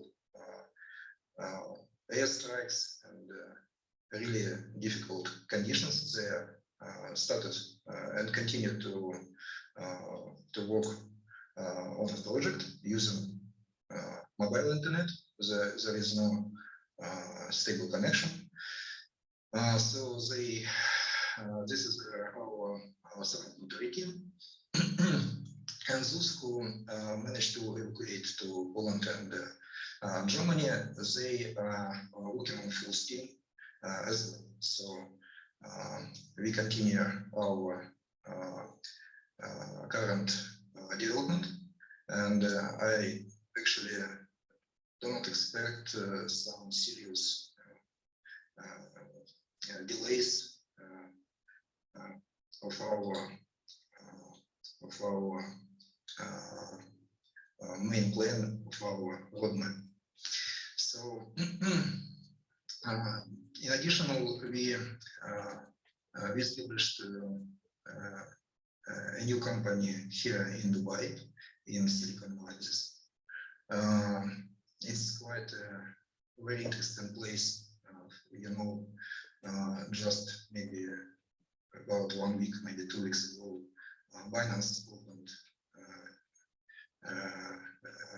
the company here in Dubai as well, and they obtained a license. So it looks like here will be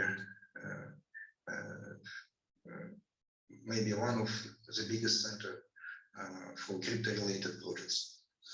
And they're actually calling it the Middle East Silicon Valley, from what I can see. It's supposed to be absolutely huge, and I'm very excited that you and Ubix, as well as, of course, the Seul Notary, that we are going to be part of that future with them, because there's an incredible amount of support that's being offered in order to grow this ecosystem.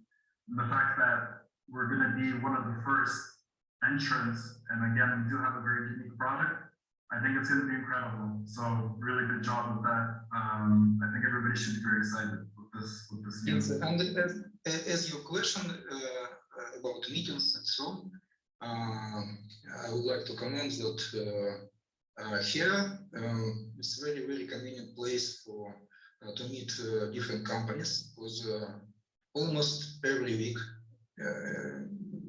there is some quite big event, exhibition, or meeting in crypto related, in fintech projects, in compliance, and KYC, and so on, so on. Actually, just for example, we have a discussion and negotiations with one of exchanges about listing, of course, but just a couple of days ago, they told me that guys, we will be in Dubai on exhibition, and we had a meeting today. So it's very good to meet face to face to answer all questions. It really helps a lot for business development. For business development, I think it's a very recommended place. So we have a lot of meetings, and I would like to discuss what progress we have done just in the last couple of weeks. So let's continue. We created a company in Dubai Silicon Oasis. It's a free zone specially created for IT business, and it's already established. We just received all official documents, so now we continue some minor formalities, but everything is going very fast. It's a very good place for doing business. And so we have official presence now in Middle East, in center, in Dubai, and it will be really convenient, especially taking into account official policy related to cryptocurrency adoption. So next achievement, starting to finalize our internal exchange, to preparing for open listings. We launched a mobile interface a few days ago. We received, we have some feedback. We need to adjust some small things. Actually, no serious bugs, just UX UI issues, and I think there will be no any problems. We have a website for our exchange in final development. It will be done according to our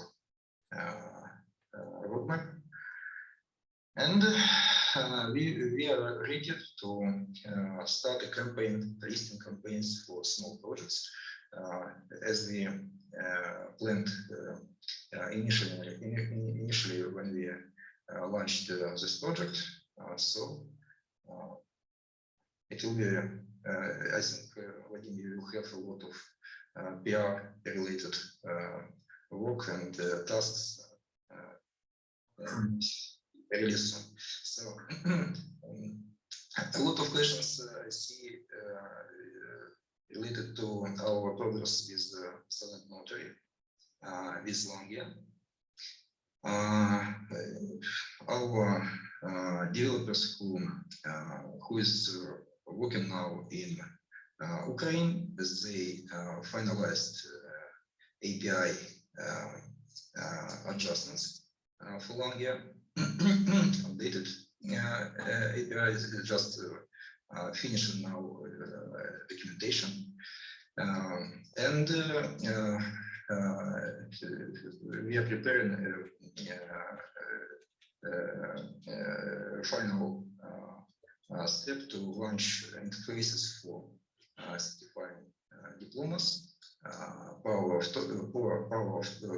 of attorneys and for KYC providers to notarize initial documents. I think you remember we discussed it on our previous AMA session.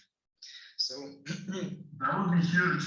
That would be absolutely huge. I mean, with the amount of transactions that brokers use, and obviously with increasing popularity of crypto, KYC is such an important part of it. And if we can get even a modest market share, and they would be able to use our system, this would be absolutely huge for this project. So I'm glad to hear that. Good. We have a lot of discussions about the future of different notary based projects, and actually our approach I think is really interesting because for example, there are several projects in this field, but they use a standard scheme without blockchain and so on. But their clients, they're worrying about notarization, notarized documents and certified events. What will be in case if some startup will not be successful? For example, in our case, all data recorded to blockchain, they will be in safe in any case. It doesn't matter what happened with company, with service, with regulations and so on. So in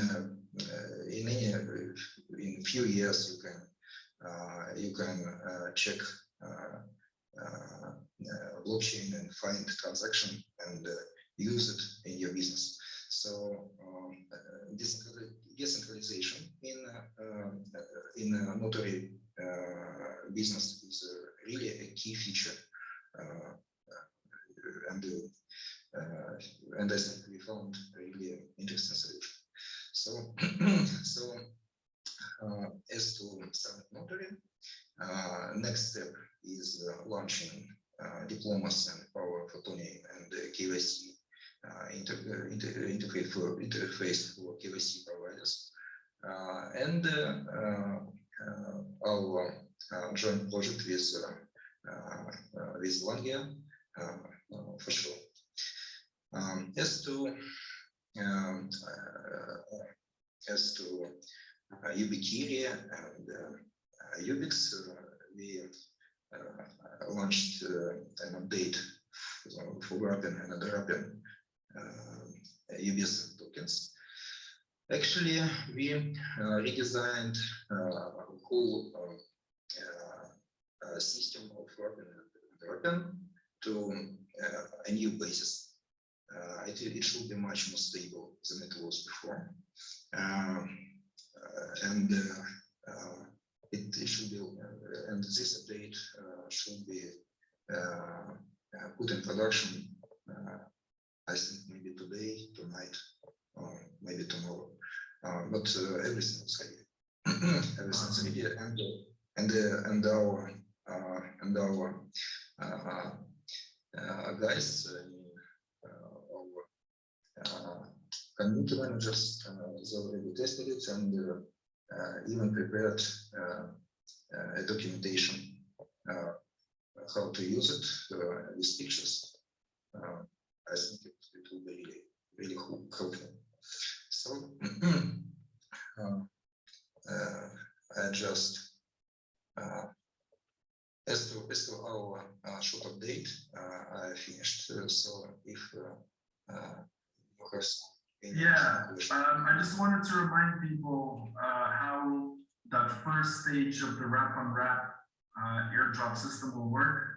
When the system goes live, it will give a period of 2 weeks We have an application ready. We will provide the link. People can apply to participate in the UBSM airdrop. Their, I guess, rules are written right on the form. If you have any questions, please ask us as well. After we finish the first phase, we will roll out to more people.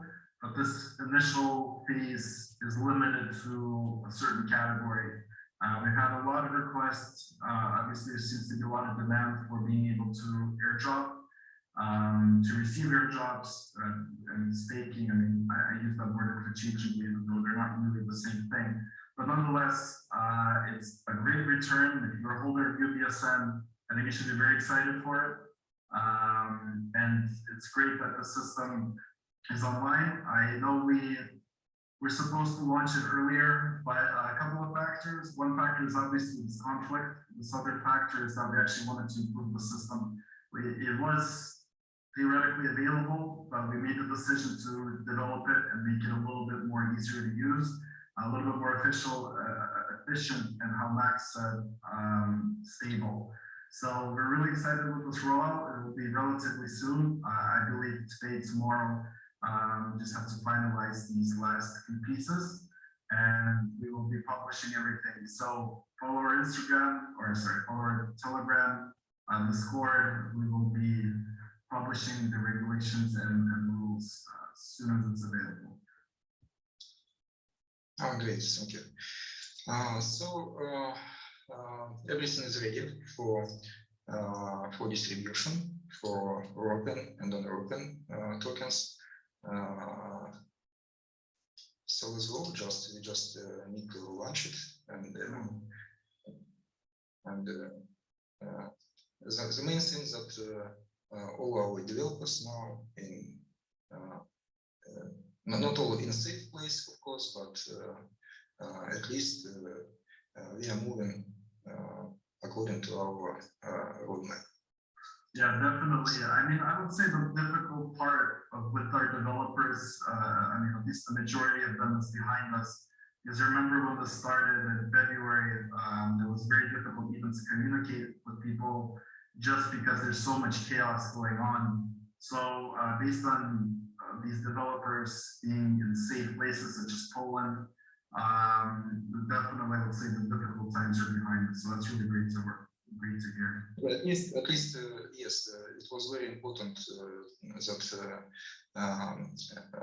that our guys and girls, especially with small kids, they managed to leave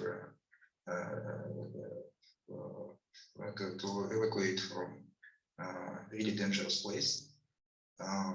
And as two guys who is in Zaporozhye and Kharkov, I hope that there will be at least not so active airstrikes. And actually, we all hope that everything will be fine with them. So let's keep in touch.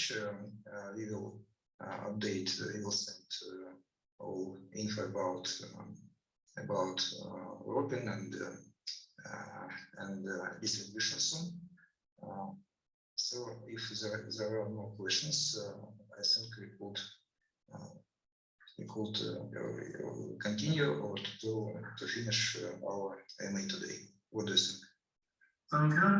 I mean, we definitely, regarding the circumstances, I think this was great news. So thank you for giving us this update, and I think our next AMA will be a lot shorter time. We won't wait as long, obviously, because, like I said, the majority of what's been affected this project is behind us. We'll have one soon. Bon, salut les gars, salut. Déjà 1h30 de stream, pas de problème, il reste un autre 30 minutes, on va regarder Victor VR juste après. Et on va laisser Algorand une autre fois. Donc, les soldats qui restent avec moi, encore 9 personnes. Chef, vous êtes des soldats, j'ai rien à dire. Bravo à vous. Mais je ne vais pas vous mentir, c'est l'interview, la vidéo la plus ennuyante que j'ai jamais vue de ma vie. Malheureusement, le mec, c'est pas sa faute. Hein, c'est comme ça qu'il parle, c'est comme ça, on n'y peut rien. Mais ça reste le boss derrière un gros projet. Malheureusement, on l'a bien compris et on s'en doutait. On n'est pas étonné parce que c'est des Russes. C'est des Ukrainiens, si tu veux. Ils ont des développeurs en Ukraine. L'Ukraine, il est en train de manger des missiles dans certaines régions. Il l'a dit lui-même. Ils ont des développeurs. J'espère qu'ils vont bien. C'est ce qu'il vient de dire à la fin. Ils ont plein d'autres développeurs qui ont quitté les lieux. Ils sont partis en Pologne, ils sont partis en Allemagne. Donc, pendant ce temps-là, il y avait beaucoup d'éparpillage. Mais quand même, il a annoncé, malgré ce truc-là, il y a quand même un update. Donc, ils sont partis à Dubaï. C'est bien de faire du business là-bas. Donc, ils sont vraiment dans la Silicon Valley du Moyen-Orient. Vraiment, c'est le spot. Donc, ils auront beaucoup plus de partenariats, etc. Ça, c'est numéro un, c'est une bonne chose. De deux, il a parlé de mise à jour, beaucoup de mises à jour sur Ubistake, Ubikiri, etc., etc. Donc, bientôt, ils vont avoir lieu d'ici demain, quelque chose comme ça, c'est ce qu'il a dit. Et aussi, UBSN, donc Silent Notary, tout est prêt. Il manque juste la documentation, il manque la certification, etc. Donc, voilà, ils sont un peu en retard, c'est la vérité. Mais n'oubliez pas que c'est une grande team qui travaille sur un gros projet. Il a l'air de rien, c'est sûr. Leur interview, c'est de la merde. Plein de choses, c'est la vérité. Mais ça fait longtemps qu'ils existent, oui, c'est vrai. Mais il faut leur donner du temps. Moi, j'y crois encore. J'ai encore mes UBX. Mes UBX se font staker every day. Chaque jour, je gagne 1700 UBX. Je vais vous le montrer live. Je vais vous le montrer, mais voilà, je gagne, qu'est-ce que je dis 1700? Je gagne 17 000. Ouais, 17 000 quelque chose. 17 440. Voilà, 17 440 UBX que je gagne par jour parce que j'ai comme dans les 10 millions, quelque chose comme ça. Ouais, 10 millions. Voilà, 10 millions quelque chose. Bref, mais 10 millions, c'est comme 3 000 dollars. Hein. Maintenant, 1 million, 2 millions, ça te coûte 400 dollars. 2 millions de UBX. Tu les prends, tu les stakes dans UBstake. Tu vois, tu les stakes et voilà. Et tu les laisses tourner non-stop, non-stop, non-stop, non-stop, non-stop. Tu le laisses jusqu'à que UBX décide d'éclater. Tranquille, tu prends tes trucs et tu te casses. Tu vois. Mais pour l'instant, tu les laisses faire leur travail. OK? UBX long terme. On oublie tout ça. On avance. Maintenant, on va finir avec Victor VR, 43 minutes. Ça va être exact avec le stream parce que sinon, Algorand, c'est un bon 1h04 et Algorand, c'est de la putain d'informations. Il faut vraiment que tu sois vraiment focus juste pour cette vidéo-là. Donc, on va aller avec Victor VR et je pense que Fred va être content et, et on regarde ça ensemble. Donc, je vous reviens dans 43 minutes, les gars. OK? Sinon, ça va? Vous êtes good, les 9 personnes qui sont là? Vous aimez le stream? C'est bon? Parlez-moi, les gars. All good, good. Nice. All good. All good, future genie. All good. So, on écoute ça ensemble et on se lance. Experience the complete immersion into the metaverse through virtual reality. Very unreal edge, allowing for stunning visuals and gameplay. However, the MMORPG aspect is only the beginning. We are bringing up the next evolution of the digital world to create a current place where people can meet in person, work, showcase, and treat products and services. Close to our products on the market. VR is a blockchain-based world owned and built by its users. Any in-game asset, item, land, building, resources, or wearables will be its own NFT. Metaverse features an intuitive, easy-to-use builder. With itself, users can create anything they set their mind to, from formidable palaces to digital art, harnessing the immense potential of Unreal Engine. We aim to inspire a new generation of digital entrepreneurs, merchants, architects, artists, designers, and celebrities to conquer this new world of opportunities made possible by Victoria VR. Since our beginnings in early 2018, Victoria VR has undergone a massive expansion. From considerable research and our initial planning stages, over designing and testing of our first virtual polygons, to now more than 70 people working from a 12,000 square meter office. It's been a hell of a ride. So far, we've hired 69 developers, and we're planning to grow the team up to 300 staff working directly on the development of the project. More developers, architects, designers, modelers, artists, voice actors, etc. to reach our high-quality standards. Thanks to our unique technical design, we've been able to install 21 kilometers of Cat 7 cable, our power scale servers, and high-end workstations, boosting efficiency by Victoria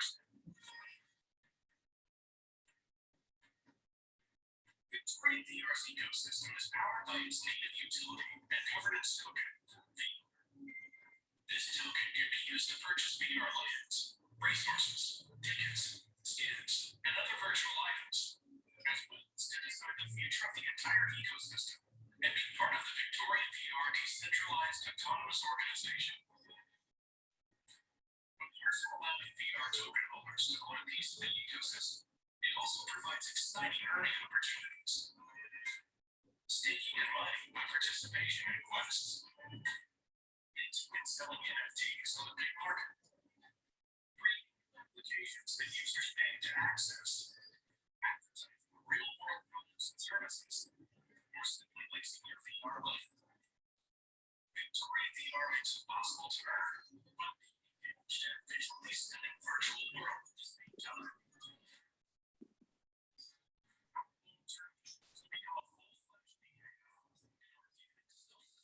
Virtual ecosystem and economy, user base,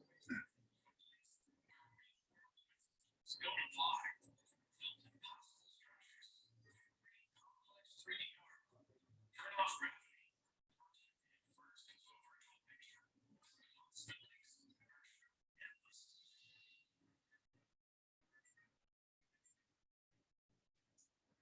Magnifique, hein? Amazing. Mesdames et messieurs, c'est un grand honneur maintenant d'inviter sur la scène le cofondateur du projet Adresse. Ladies and gentlemen, my honor to welcome to the stage, leave the floor,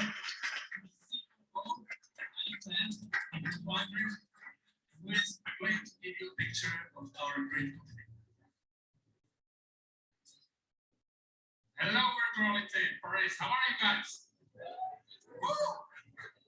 I'm Adam Ben, co-founder and COO of Victoria VR, and I will be presenting to you how we see the future of the metaverse and what we are creating in Victoria VR.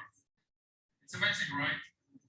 We started in 2018 in one small office with Andrei Nabruski, and then the CEO and co-founder of Victoria VR. We literally lived in the office, work day and night, and wait for the right time when it's the time to start working on virtuality, and the time is now.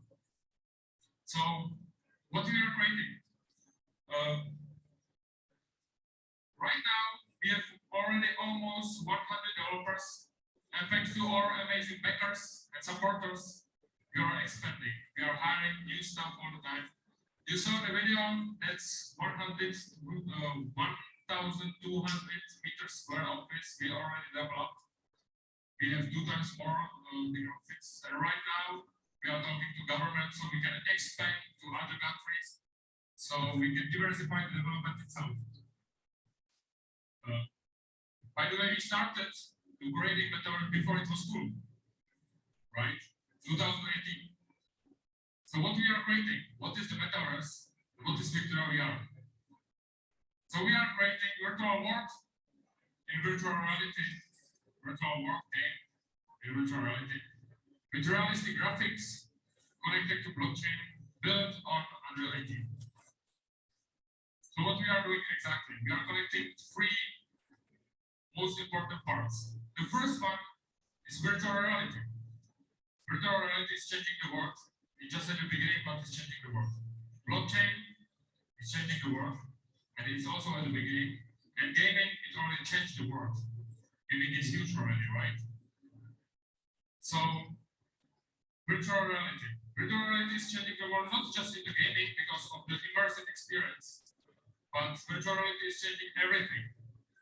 It's not just for a gaming. It's a new internet, 3D internet. Everything is going digital, right? So everything is going from 2D experience to 3D experience. Now is the time, now it's happening. Because now we have the headsets finally. Now we have the engines. So in the future, you will not scroll down on the eShop, but you will literally be in the shop and you will buy stuff from your living room. After this happens, and it's happening right now, the whole internet will be boring. This is what we are creating. The thing is, before it was expensive and it wasn't that easy to create a website at the beginning. Now everybody has a website, right? All the companies have website. Everybody has shops. Without it, you are not company right now. This will be same. So what we are doing, we are creating tools so everybody can create their own experience, shop or showroom or whatever. And we are connecting it to the game. Why game? Why I'm using game, but it's not a game. But right now we are targeting gamers to create game that wasn't possible before. We are connecting together all the best ideas and parts from all the games and movies together to create the best game ever to have the user base. So when you create there something, the users are key, right? And we will have them here because they will be playing and they will not just have the best experience because gaming in virtual is on another level. When you try it, you don't want to play on PC or mobiles anymore. But at the same time, you will get rewarded with rewards that you can connect to the real world. To fiat money to buy a car, house, or to pay rent. I will show you now in the video how it looks in our world. What is video we are right now? I hope I will put there the voice also. And then I will put it. So this is how it looks.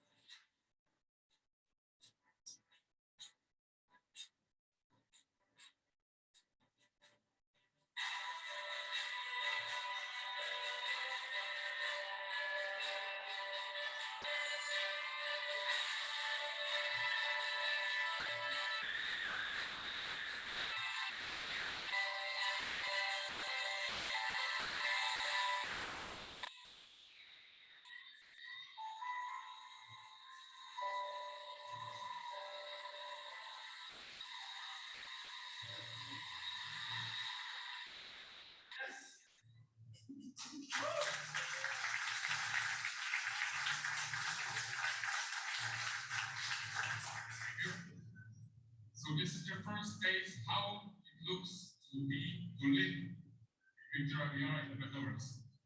So what you see there, you are creating game to attract the users to the user base. You are getting MMORPG, by the way.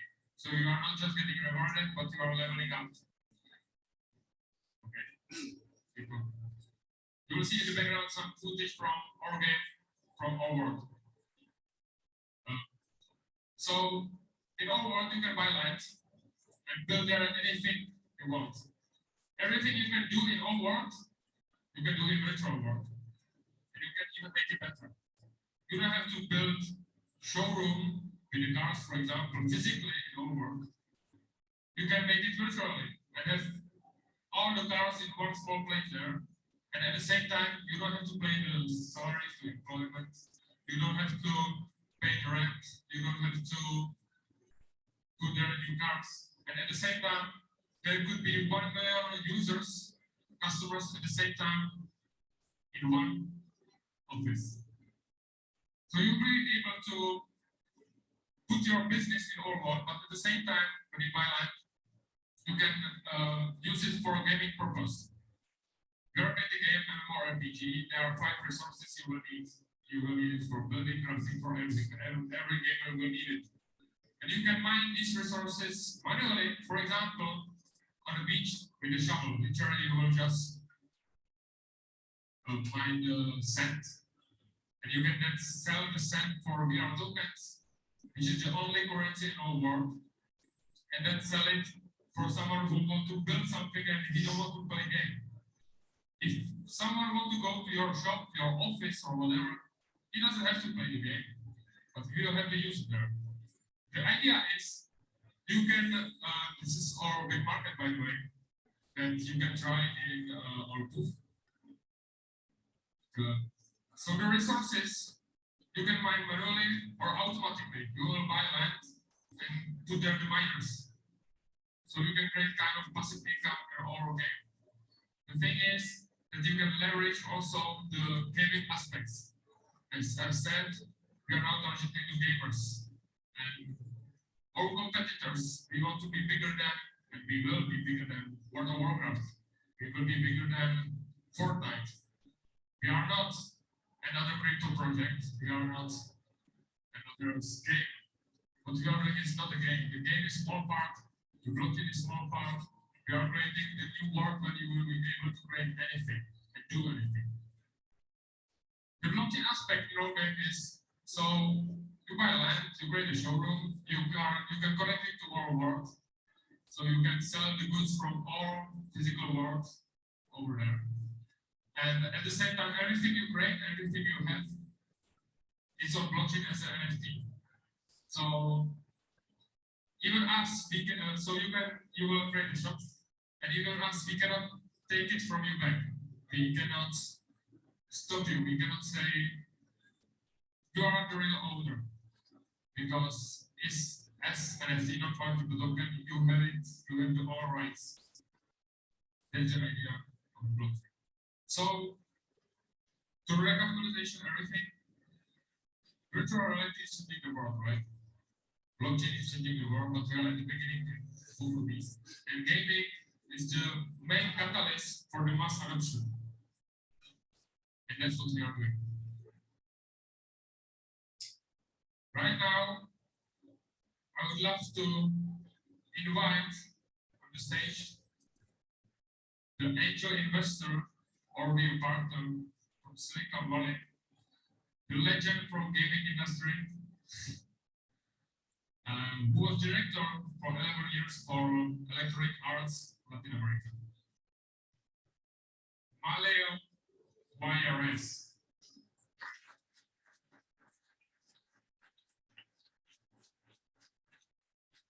Gracias. I don't know if you know this, but I'm going to do this in Spanish. So be ready. Kidding. I'm doing this in French. I'm also kidding. I'm doing this in English, in bad English. I'm originally from Mexico, so I apologize in advance for my lack of grammar. So yeah, we are really, really excited to be here with Victoria VR. My name is Mario Valle. I am a 24-year gaming executive. I've been working in video games. That's all I know. I left a career in electronic arts after 11 years, first in Latin America, then in Silicon Valley as Director of Global Corporate Development, because I saw this coming. In 2014, I decided to leave a company that had everything on gaming to start exploring VR after I tried that thing that you already know called Oculus. At that time, Oculus was only a startup, and I knew it was going to change the world. Fast forward, and I am at the beginning of 2021 doing things on a virtual gallery that we have in the fund that is called Adventures, and I ended up in Victoria VR website. Sent an email, get in touch with this guy, a couple of calls, and we fell in love. What I'm going to talk to you about is, I think that you already saw what Victoria VR is and will be. I'm going to think a little bit about, talking about Victoria VR, I'm going to explore a thing that is a little bit more generic, a little bit more of general interest. How many of you are related actively with brands, either brand director, marketing executive, CEO from a marketing company? I want to see hands. Okay, how many game developers or developers at any function of the virtual world of metaverse? Showing hands. Okay, so this talk is about how brands and businesses can leverage the metaverse. What is happening right now? You want to touch base after my talk? These are my Twitter. I use email, I use WhatsApp and Twitter, so you can reach me via Twitter. Those are my nicknames, and I will be happy to meet you either in Twitter or or in the booth after. Do you remember who made this legendary interview? Remember who made this interview? It was amazing. If you haven't seen this interview, I invite you to go to YouTube and take a look at this interview, which is great. She did. Her name is Kara Swisher, and by far, she is the most powerful woman in Silicon Valley. She is a reporter, a news director, a content creator, and pretty much one of the most intelligent and smart people that I have ever met. He said that to really understand the metaverse, you just need to take a look to what games have been doing for the last 30 years. So I'm going to leave you this talk with 3 takeaways. First takeaway is related to Kara's vision quote. This is gaming. This is gaming since the 70s. Take a look not only to the growth, but take a look to the different colors. And take a look to the different revenue pushers or revenue stream platforms that have been driving the industry. If I would tell you back in 97 that the future of gaming was mobile, you would laugh at me, right? You would say you're an idiot. If I would tell you that that color over there, VR, is the future of gaming, you may laugh at me. Right? This is gaming. A lot of people is surprised to know that gaming has surpassed music and film, but this is not new. This happened for the first time in 2003. And actually, in a year of crisis, in 2008, gaming for the first time ever was more valuable than film and music together. 2008. In 2017, the same happened. Not even combining film and industry and music twice, yet at the same level of gaming. So if you believe that gaming is not an important industry in 2022, I think that you're doing it wrong. If you don't think that the amazing growth that the industry had in 2020 compared to 2019, which was, by the way, 23% year over year because of the pandemic. And if you don't know that $180 billion is just software and hardware, it doesn't take into account esports revenue, sponsorship related revenue around gaming, game creators, right? YouTube, influencers around gaming, Twitchers, etc. Because if we had that into account, the video game industry would be close to $300 billion today. So, the first takeaway that I want to leave you with is gaming is important. Yes, metaverse. Ooh. Gaming is the most important entertainment and tech industry in the world. And for brands and for marketing purposes, you need to account and take into account these numbers and compare to those other entertainment phenomena. Gaming sits in 4th place in terms of the size of the audience that it reaches. Game streaming, 747 million people. Esports audience, 465 million people. Is more people than the majority of the big sports. A total audience of 1.2 billion. But the total worldwide gamers is 3.2 billion. Gaming is for kids. No. I don't know if you know this, but there are more women playing games 18 and above than men playing games 18 and below. Think about it. The average age of a gamer right now is more than 35 years old. So if you still believe that gaming is for kids,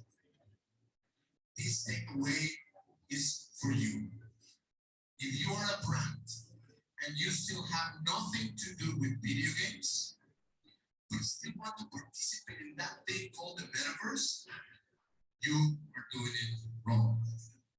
You need to get familiar with games. You need to learn the dynamics of the industry. You need to hire game developers. You need to know what the heck Unity and Unreal is.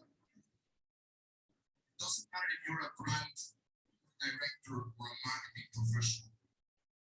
Of course, you need to get in touch with Victoria. I need to do a little bit of this. So, second takeaway, I'm not sure if I'm running out of time, but I'm going to accelerate again. Second takeaway. I know that a lot of you are going to laugh at me, but we are here in VR. And if you believe that this is it, I will remind you that this is not it. Because when that was a trend, if I told you that you were going to be able 25 years later to see a video in your screen, in your phone, and to record this talk, you would laugh at me. So the next time that you try a headset, think about this keyword. Hardware cycles are not platform cycles. We are in a hardware cycle, and hardware cycles are difficult. Platforms change the world. Mobile had to go through a lot of painful hardware cycles. Do you remember the startup? I'm an old guy, as you can see. Do you remember the startup? Do you remember the Trail? Do you remember the Pilot? Do you remember the Newton? Do you remember the Motorola? Do you remember the BlackBerry? Okay, so those were hardware cycles. Then suddenly, this thing came and changed the world, right? So think about that. We are there. Be patient, invest, learn, get in. The pool is ready, it's warm, and there's not a lot of people yet. And I'm not saying this only because I've been working in the industry for more than 20 years. I'm saying this because this is something that you know. If you work in marketing and you work in brand development, this is something that is not new to you. PricewaterhouseCoopers is saying for the third year in a row that VR is the shit. VR is the future, even on top of video games. But VR is not only headsets. VR and XR and AR are going to be huge. This is only US numbers. Take a look to this table. Cumulative average growth rate from now to 2028. 18%. How many industries are growing 20% year over year in average? How many industries are going to grow 44% in average from here to 2028? And this is only US. AR is already here, but we don't know it yet. Because there are how many devices AR ready out there? It's not only about the headsets and the VR side. I give you that. VR is still new. The install base of Meta Quest is still very slow, right? HTC, I think that I'm the owner of the 1 of 10 that they are in the world, right? Sorry, HTC. No, it's you. But definitely this is happening. Where it is happening, I don't know, and I don't care. This is happening, and believe me, this will happen. The question is, are you going to come late to that party, or are you going to come early, even when the hardware cycle is boring and dangerous and sloppy? Because imagine all this happening, but at the same time, having in the world something that completely changed the dynamic of living working, learning, and being in this planet. Unfortunately, it was a pandemic, but the pandemic changed the dynamic forever. So the future is not going to be immersive, it's going to be remote. It's going to be completely hybrid. It's going to be completely, the world is going to be completely filled with nomads. And those nomads are going to access their thing, not throughout this big thing, but other platforms, other phenomena. So the second takeaway is, if you're a brand, you must be ready for disruption, but disruption is not coming only because of the hardware disruption. It's not only because of the immersive technology. It's because the opportunities of new business models, new business dynamics that will be at our disposal and that will emerge because of immersion. Sorry, and because of the remote and hybrid phenomenon as well. And the impact of this in the way we live, the way we work, the way we learn, and yes, the way we buy things. And that is called opportunity. That is the new internet again. This is 1994 all over again, ladies and gentlemen. Last takeaway. I already said that. I'm a long guy. I remember this. Who remember CompuServe in this form? Don't leave me alone. Do you remember CompuServe at this in 1994? CompuServe was an online service that gave you internet access, but at the same time, they gave you all this. You have finance, news, travel, entertainment, sports, media, email, blah, blah, blah, blah, blah. And do you remember who else tried to do that big time and became, for a little while, the biggest media company in the world? America Online. They did the same, right? Kids only, sports, style, marketplace. Please connect to my internet. I am encapsulating the internet for you, and I'm giving you the best experience ever. Where is CompuServe and where is America Online today?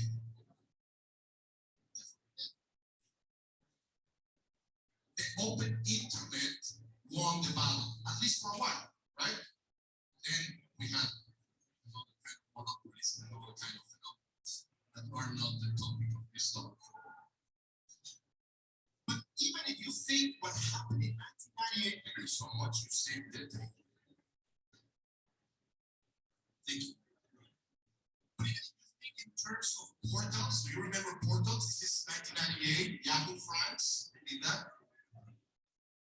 They were trying to, prepare the internet for you, curate the internet for you, give you content, catalogs, categories. These even didn't work at the end. Why?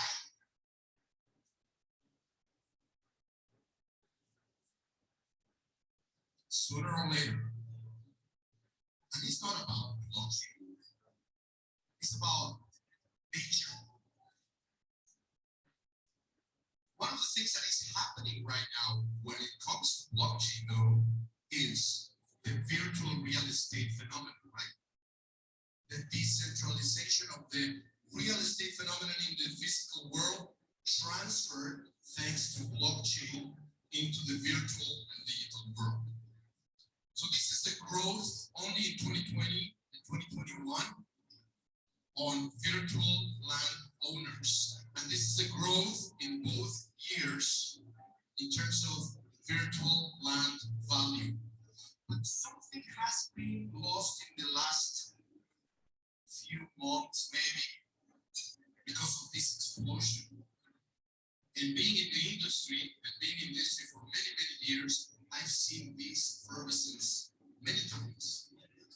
And I think that the opportunity out there for everybody, including brands and marketing games, etc., is to remember that yes, virtual real estate is one of the main entrances of or to get into the metaverse phenomenon, but it's not about land only. And this is actually something that is not new for us. The value of real estate in the real world, the value of this beautiful place, is not because of the land per se. The value of real estate in the real world is not because of the land speculation. It's because what happens in that land. And this is something that these guys know, and this is why the moment I spoke with them, I knew that this was not only a new kind of crypto project around virtual real estate. Because what Victoria VR wants is to create a platform where people like me or companies like mine can do whatever they want.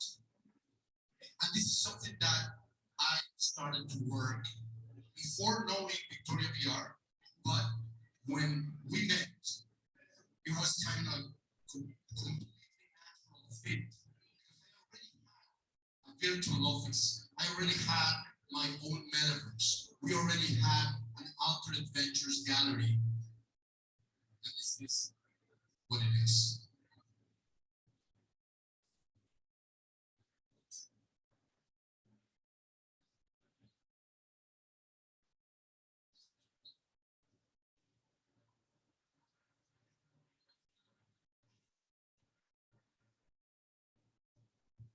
I'm going to just forget the audio, just to talk about what we built. This is in Unreal, and we have done in Unreal because this was first in Unity. We've done this in Unreal because of Victoria VR. This is the Altered Adventures office that is going to be in Victoria VR. This was not built by Victoria VR. This was built by one of our companies. It's going to live in Victoria. And this is my website, right? I am already preparing some chambers in this gallery that will allow startups, game developers, esports players, esports teams, even influencers to pitch me and to pitch the fund, but in a virtual way. The last Investors Day that I had, a live event, happened here. We're working with other brands and we're inviting them at no cost to launch products there for their own communities. And this is something that is Victoria VR ready. So it's not about the land, it's about what will happen in those lands. And one of the most interesting things that Victoria VR has is they know that the future is cross-chain. They know that the future is going to be open, and they want not to invite, brands to launch. They don't want to repeat the America Online and the CompuServe thing. They want to be a platform where you are able to do things like this. So, just to recapitulate and to end, when it comes to brands, and this is just a small example of an NFT that I have, one of many. This is an Steve Aoki NFT that I bought early in 2021, and now this NFT allowed me to get into an Aokiverse. I'm a fan of Steve Aoki, and this Aokiverse is kind of like an exclusive club in which NFT holders from Steve Aoki can have a lot of perks, a lot of VIP treatment. And that kind of things is going to be very friendly to incorporate into Victoria VR as well. So there's a lot of things going on out there, right? How many play-to-earn games and studios have you heard about after the Axie Infinity phenomenon? Hundreds. It's kind of like the new .com, right? Everybody's saying like, yes, let's go, copy paste, same business model, same thing happening, let's do it, let's repeat the template. It's getting boring, to be to consumers, and this is not adding value to brands, not at all to brands. There are some interesting projects in play to earn, but the future is not play to earn, ladies and gentlemen. Third and last takeaway, if you are a brand and you want to jump successfully into this thing called the metaverse, you need to understand that virtual real estate is only the beginning. It's only the first step into the big, huge opportunity of exploring what will really change the world. What will really change the world is not play to earn. What will really change the world, because of all the things that I already explained, is what we call live to earn. Where? In a parallel universe. Where? In the digital and virtual. Not to play games only, but imagine that you are an Uber driver and you make X amount of money in the week in exchange of working X amount of money of X amount of hours. You will have the opportunity, the real opportunity. This is not sci-fi. This is not Ready Player One. This is something that will happen. You will have the opportunity to make additional money, additional income, forging weapons in a virtual world. Weapons that only you know how to do it, and you are kind of famous in that specific place, Victoria VR, where you are able to win and earn VR tokens. That's only one small example about what we call live to earn. It's not only about games, it's about finding ways in the immersive worlds to make not only money, but to make contributions. So a big revolution is coming. A big phenomenon is coming. I invite you to come and take a look to the demos that these guys have prepared. I invite you to come to the booth and talk with us.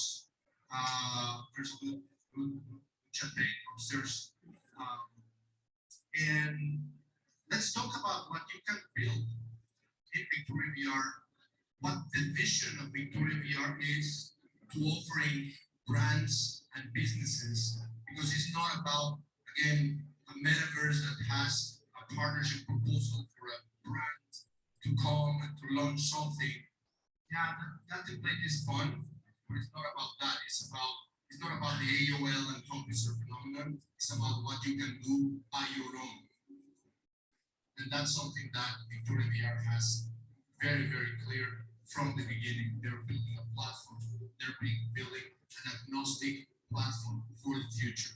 So let's talk about these potential ideas. I want to thank you for your time. I don't know, we don't have time for questions, but I will be more than happy to either talk more in Twitter or I will be upstairs. Ben voilà les gars, c'est bon. Nous aussi, on va s'arrêter là. C'est bon, on a regardé 3 bonnes vidéos. Merci à vous, les 5 soldats, Dante, Fred, Future Genie, Green Steak et RS. C'était cool. On a vu Ubix, on a vu Victor AVR, on a vu l'autre, c'était quoi déjà là? C'était putain, j'ai totalement oublié là. Attends, c'était quoi déjà? C'est Propy, ouais, Propy. Donc, mais c'est pour de vrai, c'est magnifique. Hein. T'as vu le délire avec Victor AVR? C'est vraiment, c'est pas Decentraland, c'est pas Sandbox, c'est pas de la bullshit comme ça. C'est vraiment un live to earn. C'est vraiment, tu vis une vraie vie en parallèle avec cette vie. On l'a déjà vu dans Black Mirror. Black Mirror, il y a un épisode. Il y a des gens qui rentre dans une chambre, il se met dans un lit et c'est fini. Le mec, il peut rester pendant des heures et des heures là. Tu vois, il est quelque part, il est en train de baiser, il est en train de chiller, il est en train de manger dans un monde là. Tu vois, vraiment là, il y a même des trucs, des costumes à ce qui paraît qu'on pourra porter pour sentir la douleur, sentir l'émotion, pas l'émotion, mais avoir des sensations physiques dans la métavers. C'est incroyable. Donc ça s'en vient, ça s'en vient.